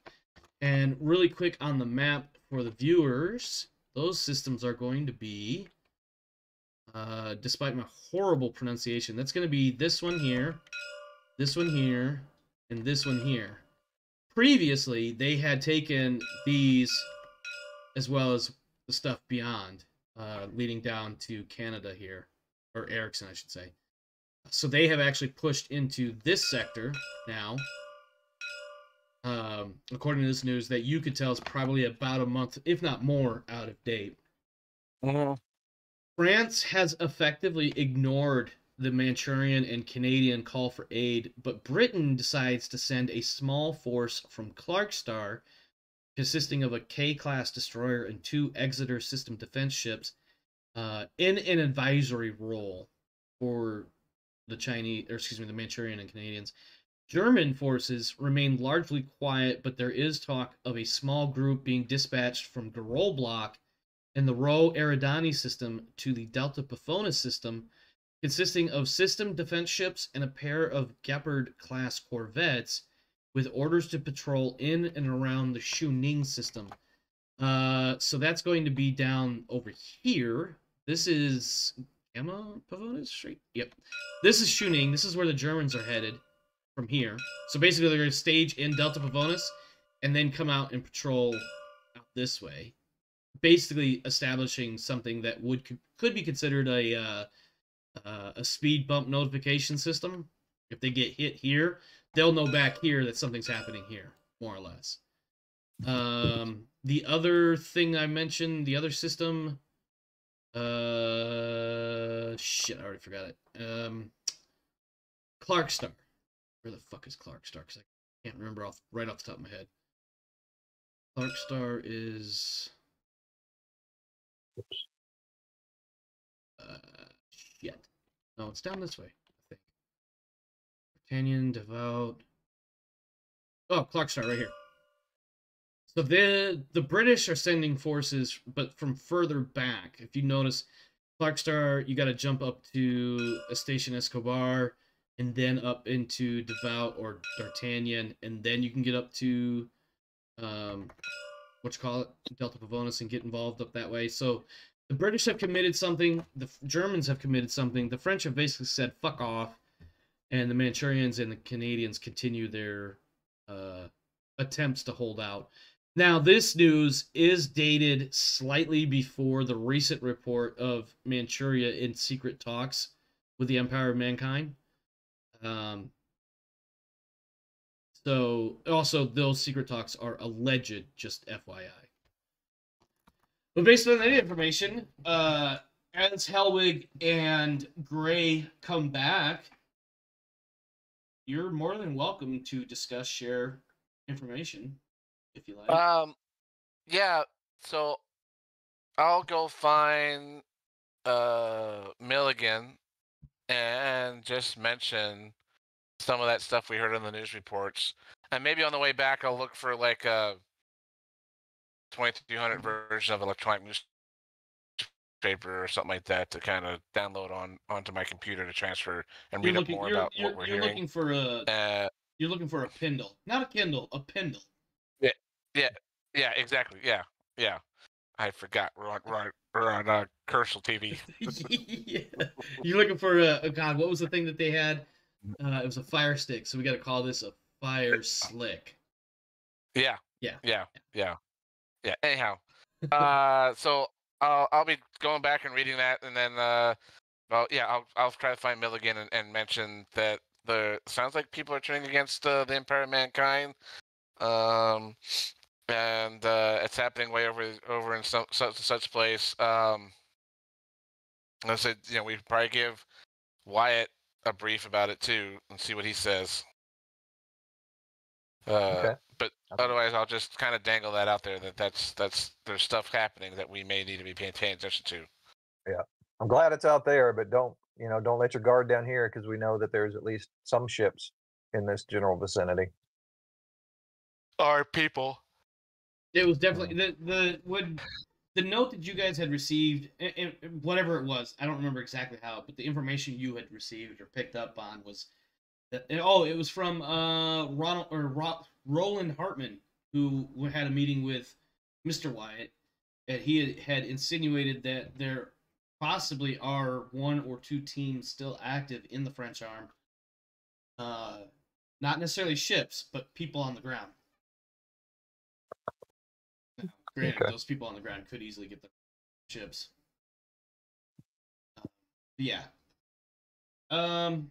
Additionally, one last thing. Make sure I'm not missing anything. Jarvis, of course, Jarvis Tillman, your ship steward, he's going to take some time to go and do his normal ship stores and supply stuff.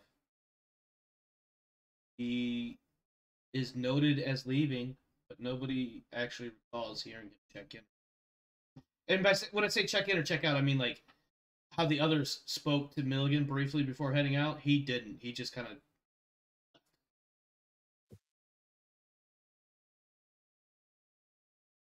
Okay. Wait, I'm sorry. Which one was this one? Jarvis Tillman, your steward. Oh, Tillman. Oh, Tillman Stewart. Okay.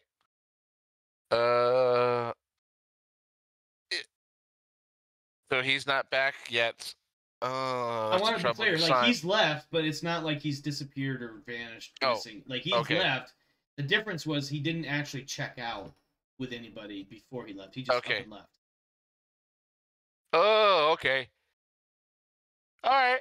Well, they're all grown adults. We're gonna treat them as grown adults. You know, I'm not gonna worry that much about it. But when do we need to leave, Mr. Pilot Dude?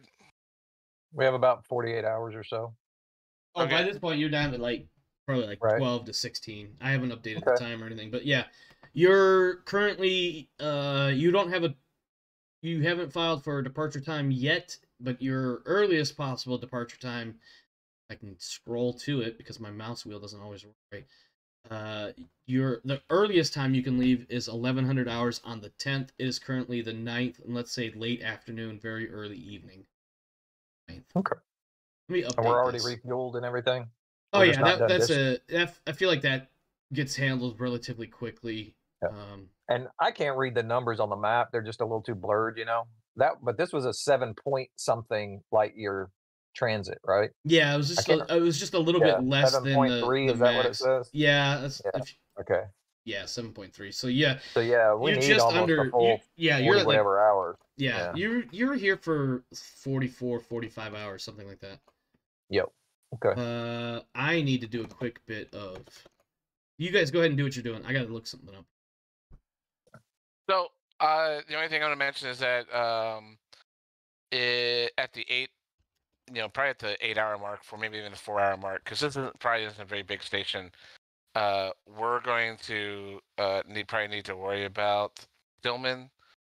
If he doesn't come back in soon, we'll need to go hunt for him. And I'm just gonna leave it like that. Okay. One of us needs to talk to him when he does get back, and it is a good idea for people to, give a heads up of where they're going to be in case there's problems. Yeah, like have a buddy system when you go out. Yep. I tried to get Tran buddy up with one of them earlier, and he started talking about nerds and geeks. So it was a weird conversation, even for him. You should understand, right, that nerds can't associate with geeks and geeks can't associate with nerds. It's like a divide by zero type of thing, I guess. I don't know. I'm not into that world. But you should totally nerd out and geek out on my, and I come up with some other that's what it is. I'm gonna start talking about all the stats about the Robot Battle League. The GTL. Yeah, the GTL. And the best drivers and the best mechs and everything else like that, because I'm totally not a nerd or a geek. It is a 10-minute. You suddenly tangentialize it, and you're like explaining all of the things and the last 2 seasons and why the next match coming up is so important right now. Exactly. And it totally does not sound like I may or may not be having a fantasy GTL league going on, and there's no such thing as and there's no equivalency between whatever the 2300 version of role playing games is and having stats for a fantasy. The best part about that is I imagine Hellwig on the sly. When he first went out and he ended up in that stripper joint, that is his very next stop. And once he finally got out of there, was some sort of reliable internet connection to the planet, so he can get updated stat blocks, so he can get his next lineup in and submit it for the rest of the league that he's in. Exactly. Yep. Side note, totally related yet unrelated.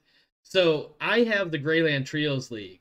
Two of my players and myself participate in a Blood Bowl Sevens League. And that Blood Bowl Sevens League has a fantasy league where each of the players has team members on their own fantasy team, and we're still competing for points in that way as well. So we have totally fucking geeked out on this. At any rate, back to you. Yep.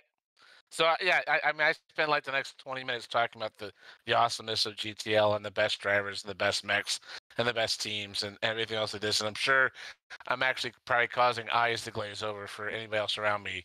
Milligan, how glazed are your eyes right now, Mr. Milligan? What? Perfect. 15 minutes later, he's like, what were we talking about? Why are we talking about robots and lasers? What are you... Fritz, what the fuck? It's the greatest sports of mankind, man. It's the greatest sport of mankind. I say, oh, that's why I built the contender. Yeah. Oh my god, yeah. And that puts you clearly in the nerd category. Right. We just make fantasy teams in the geek side. Nerds actually build the shit. Is there anything else you guys want to get into? No. I want to hit the sensors periodically since I'm on the ship pretty much the whole time anyway. Okay. So I want to check on incoming traffic. I want to check on outgoing traffic. And my skill is not. You're playing the paranoid. Is there anybody out there to get me? It's not paranoia if it's true. Right. Make yourself a sensors roll. Okay. And again, my skill is not great. I think I've got like a +1. Sensors education. I have a +0.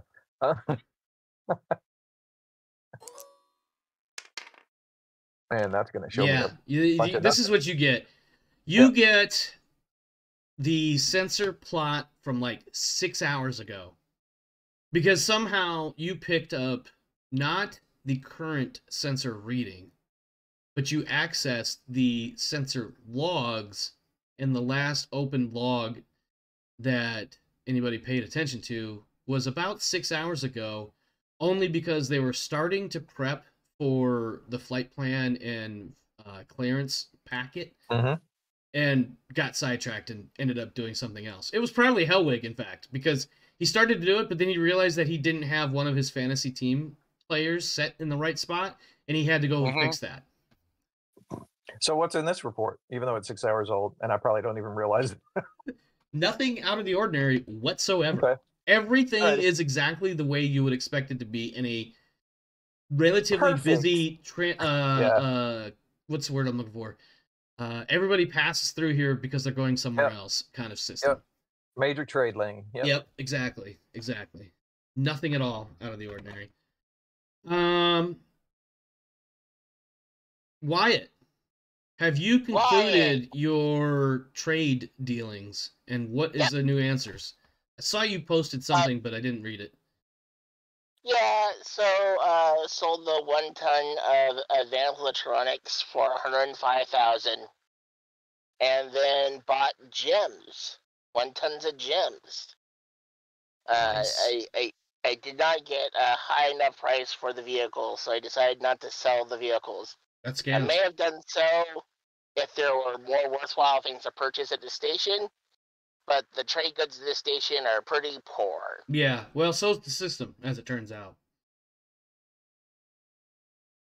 All right, so trade is concluded, is what I'm hearing, and you did turn a little bit of a profit.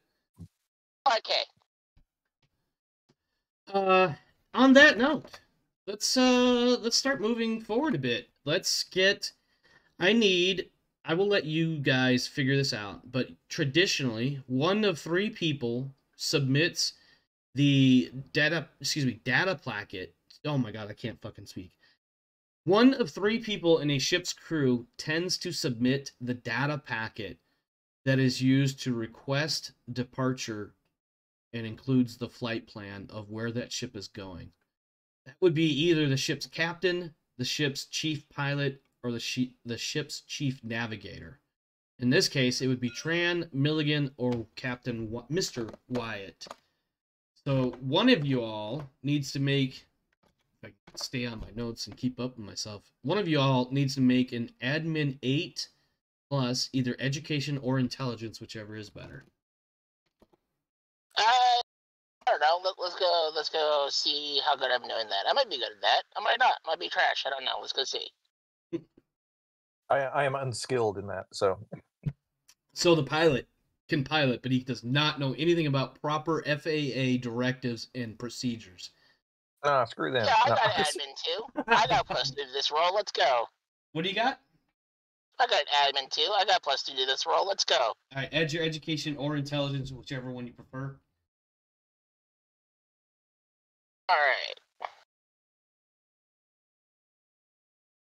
Come on, Snake Eyes. I got an 8. Total of 8. All right.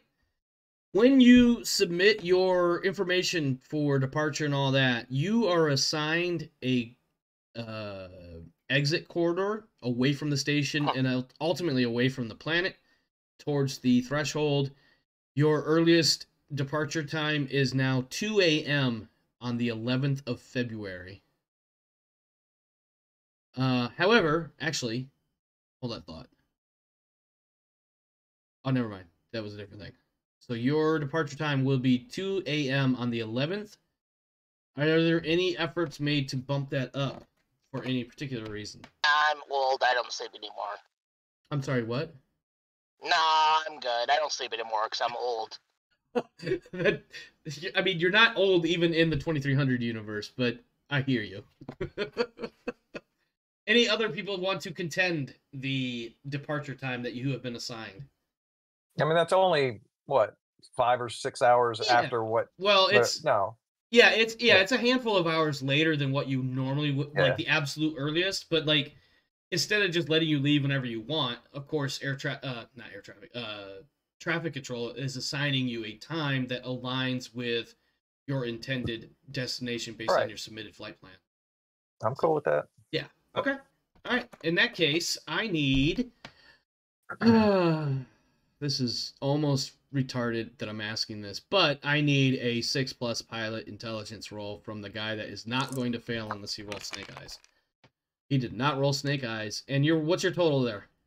Well, if I have to count the plus or the -1 in there, that's just a +3, so that's 7, 10. And for this is your astrogation. I'm sorry. Okay. You're rolling pilot I'm to follow your course. FTL trajectory. The so that's -1 does not apply here. So that's an 11, yeah. A total of 11, which is +3. And you have a +5 from earlier from your maintenance crew. So you have 8 hours total travel time reduced from your FTL transit phase. Cool.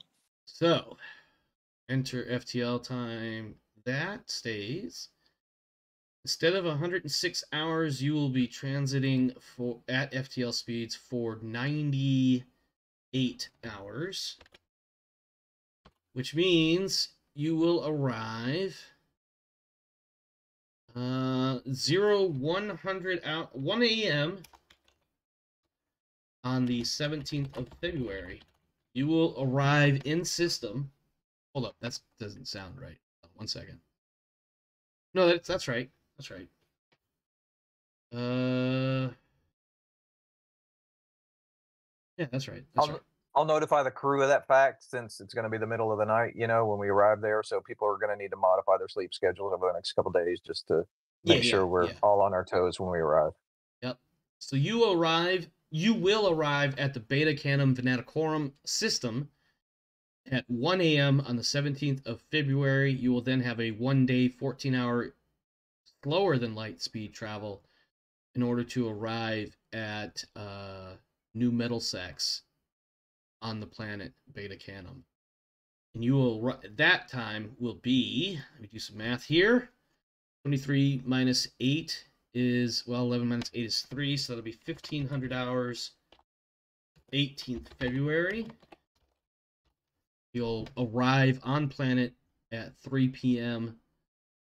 Or perhaps slightly earlier if you decide to dock at the Beanstalk, but that would be dumb because it would take you 5 days to get from the top of the Beanstalk to the bottom.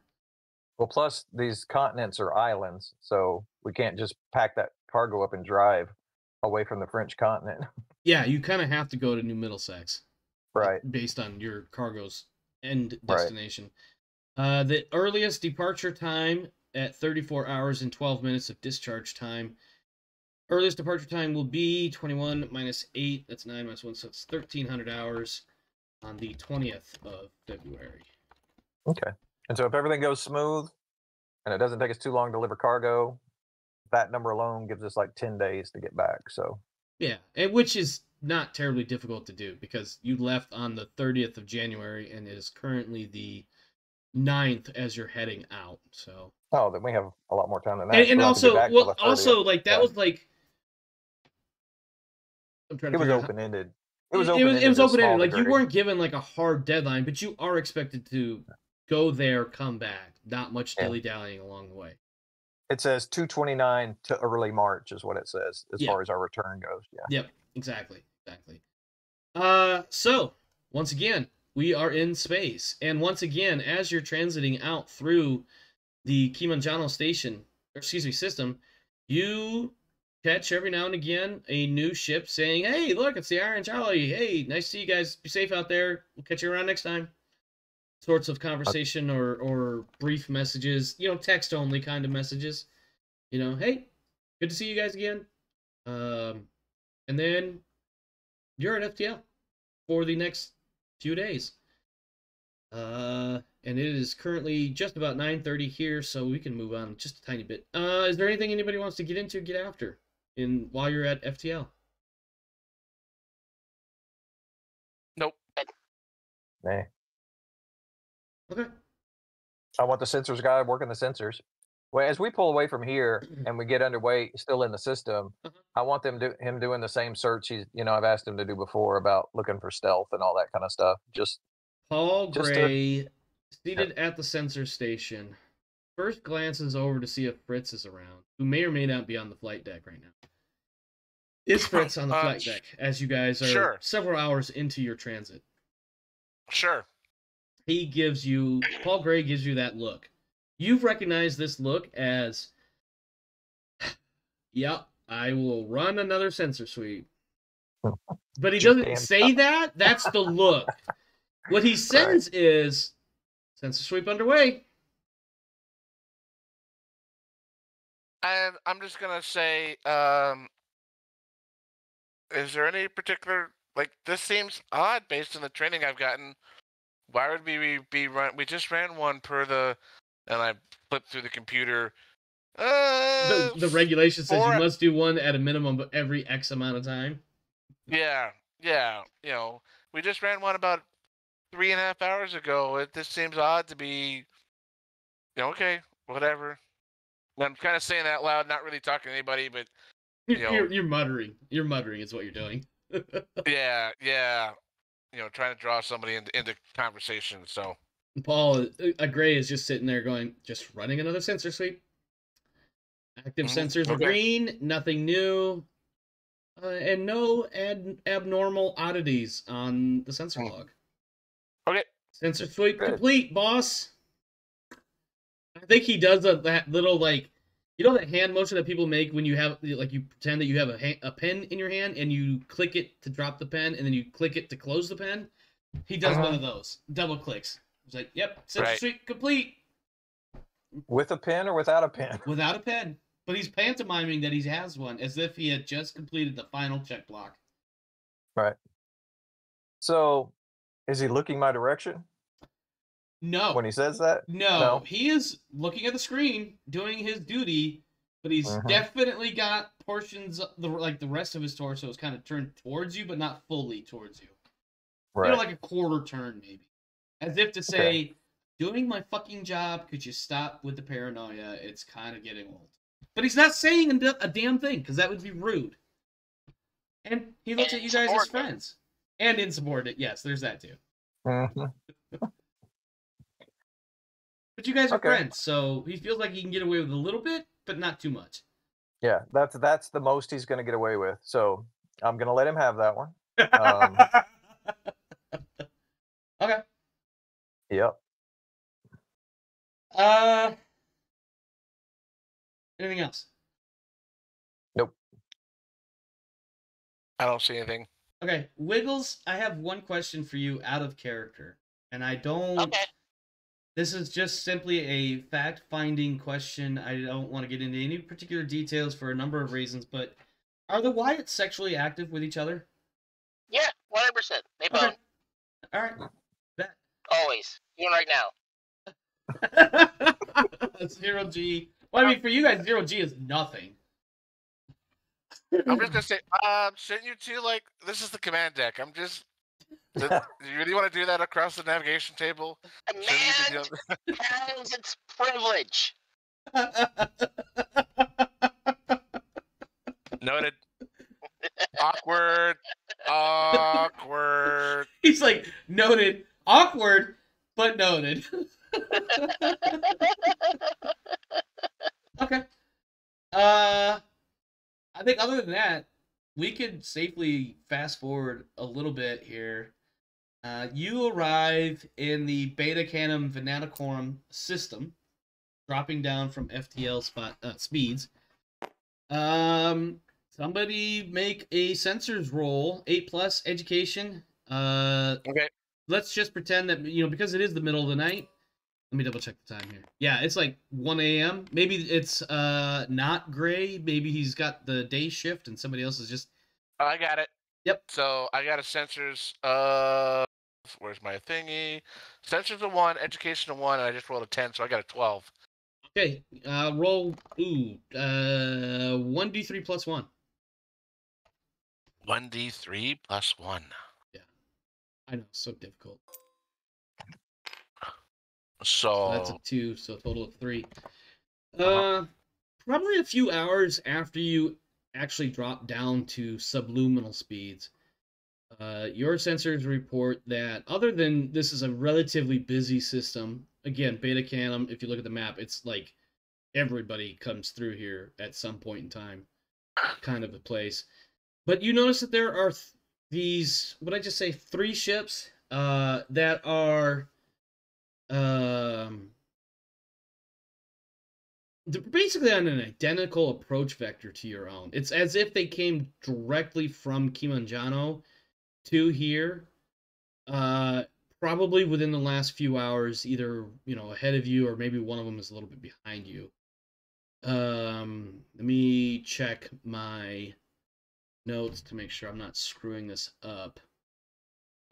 One of the ships, a couple hours ahead of you.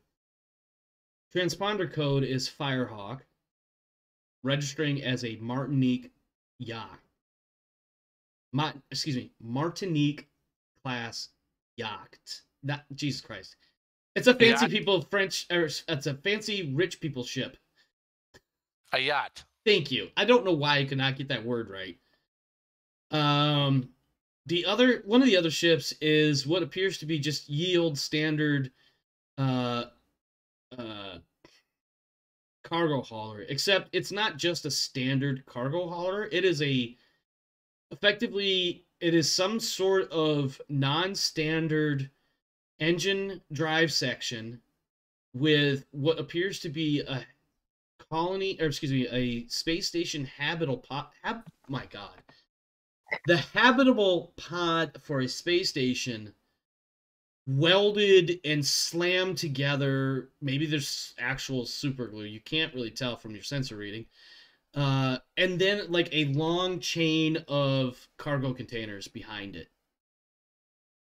Like, this is a almost absurd amalgamation, but it basically registers as a certified cargo ship. If this was cars, this is somebody with the cab of a semi that includes the sleeper compartment, and then they literally have shipping containers dragging behind it on haphazardly constructed axles so that, everything has wheels on it. The third ship, tell me I haven't lost anybody. No. That's super quiet again. We'll just wait. I'm so paranoid after last night, man. The third ship, this one is probably a couple hours behind you. But effectively on the same, almost identical trajectory towards Beta Canum, the planet. This one is actually, it appears to be when I say low grade, it's not the ship that's low grade, it's the passengers that are, this is like a express, not first class. This is like the equivalent of taking the bus when you could have taken the plane. Does that make sense? Oh yeah. It's Greyhound, but it's a Greyhound in space. It's not a spaceship. For economical reasons, not everybody can afford a plane ticket, but you can get people to drop $50 or $60 on a bus ticket. And that's what you have here in the ship behind you. So you've got fancy rich people class ship ahead of you, probably about 4 or 5 hours. Then you've got this cargo ship that looks like somebody took all available parts for a ship. Perhaps they played a game not unlike a Field of Stars. and slap together a ship that barely registers and qualifies as a ship, but it's a certified cargo ship now. And then behind you, you have discount off-brand travel for people liner ship. That's what's on your sensor board. Okay. Oh, I'm sorry. And the one is clearly pinging as the Firehawk, a personal ship. I'm trying to think of the right word here. You know how semi-trucks are like owner-operator kind of deals, where the guy that owns the truck is the one driving the truck, as opposed to like a certified crew or something like that, perhaps. That's exactly what this is. This ship is registered as an owner-operated starship, and it's a Martinique-class yacht. And it's called the Firehawk. And I know that's not the first time you guys have heard that. Other than the fact this is the third time I said it tonight. This is not the first time you've heard it tonight. Tonight is not the first time you've heard it. Where have we heard it? Characters might not have heard it. Wait. I was going to ask this. Is this the yacht from Beowulf where the people left Barrier Aerospace? Oh, that's actually a really good question. And the answer is no. Okay. The yacht they had, I want to say it was like a Hayabusa. I don't remember. Yeah. It was a Japanese high-end first-class cabin kind of. Okay. A picture a high-speed jet like the Concorde, but scaled up for starships, but also scaled up for high society class of people as your So where have we heard it? Your characters haven't. The players have. So I'm not going to answer that question because not to be a dick. If the characters had heard it, I would have said it. Okay. No, but the players have heard it, but I'm not going to say where. Okay. You would have to watch the previous episodes. I pay a whole lot more attention to what my character's doing than what absolutely, and you should. But with that small, not really a bombshell because it's out of character bombshell, I think that's a good place to end for the night. Also, I don't have any more content. Let's do some check-ins for feedback and outro-y kinds of things, starting with Charles. Everybody cross your fingers and hope his headset is working with us, and his internet, and all the other things. Yeah, so I don't know what happened in that one section, but anyhow, tonight was good. Interesting bar, the over G, under G, zero G, super G, zero G. There's G with like 4 E's after it. Right, yeah, with the dance. I missed it. I should have called it the OG. There you go. I should have called it that. Oh my god. With a horrible tagline of "Come find your G." No. Come find your fantasy. Yeah, exactly. Oh anyhow, man, opportunity fucking lost right there. Anyways. Right. Oh, there's always the return trip. A rival strip joint right across the way. Yeah. They set up like a strip food truck kind of thing, and they call it the G spot. So. Oh my god! Shit. That's good. That's a good one there. Anyhow, all I'm thinking about now is how to incorporate more about the Fantasy Robot League of GTL. Oh my gosh. And other than that, I think it was good. I do think that more than a few of us are wearing tinfoil hats just because we're just that way right now. I mean, let's be honest, though. Part of the reason why somebody in particular is wearing a tinfoil hat is because, well, shit has not really worked out for him. But the other reason is because he flabbed his fucking gums to the universe. I'm not saying who that is, Milligan, but that's... I was trying to do right by our crew. No, you listen, I will tell you straight up, all bullshit aside, we crack a lot of jokes, we put a lot of shit on Milligan, but I feel like Milligan as a character in a real living universe, you know, somebody doing the things he's done, makes perfect fucking sense. Somebody in that situation could very easily have been like, I'm throwing a press conference, I'm throwing everybody under the bus, and I'm starting with Flex, and I think Flex and the Empire of Mankind are kissing cousins. Right. I said it. What are you gonna do about it? And then, you know, me being in that strip club, just because I've traveled and may or may not have passed through or had to stand outside places like that overseas. Yeah. Recognizing that there are always dens of nothing but ill repute.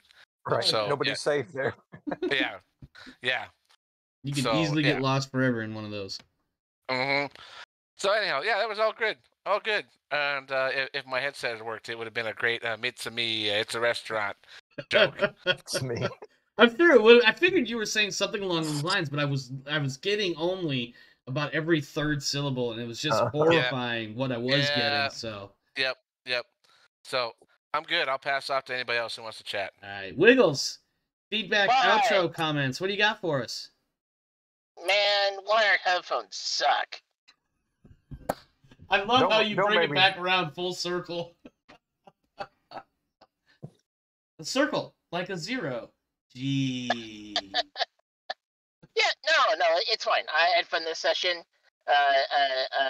You know, we're making across the universe inch by inch. Yes. Well, more like light year by light year, but I get where you're going with this.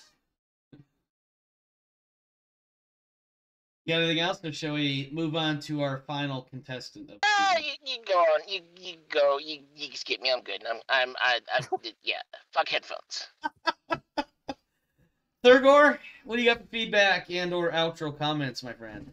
Well, everything went pretty good. The whole strip club thing just got me thinking about space and strippers and boobs space. And boobs. And so, without gravity, I bet even the stripper grandmas got some pretty perky ones, you know? Oh man! Oh god, no! I'm gonna shut up because I'm gonna open up a whole new can of worms right here that nobody's gonna want to explore, myself included. What else do you got? That's it. Oh man, yeah, no, that was a good episode, my friends. I enjoyed that one. The strip club definitely was spawned off the cuff, spontaneously, no prep. I'm not even joking when I said that. I was literally, it was just the first thing that came to mind. I don't even know why. It just came in and I rolled with it. I am still kind of kicking myself about the OG. O, of course, would have the slash through it to make it so it would read as a 0, but it's pronounced O.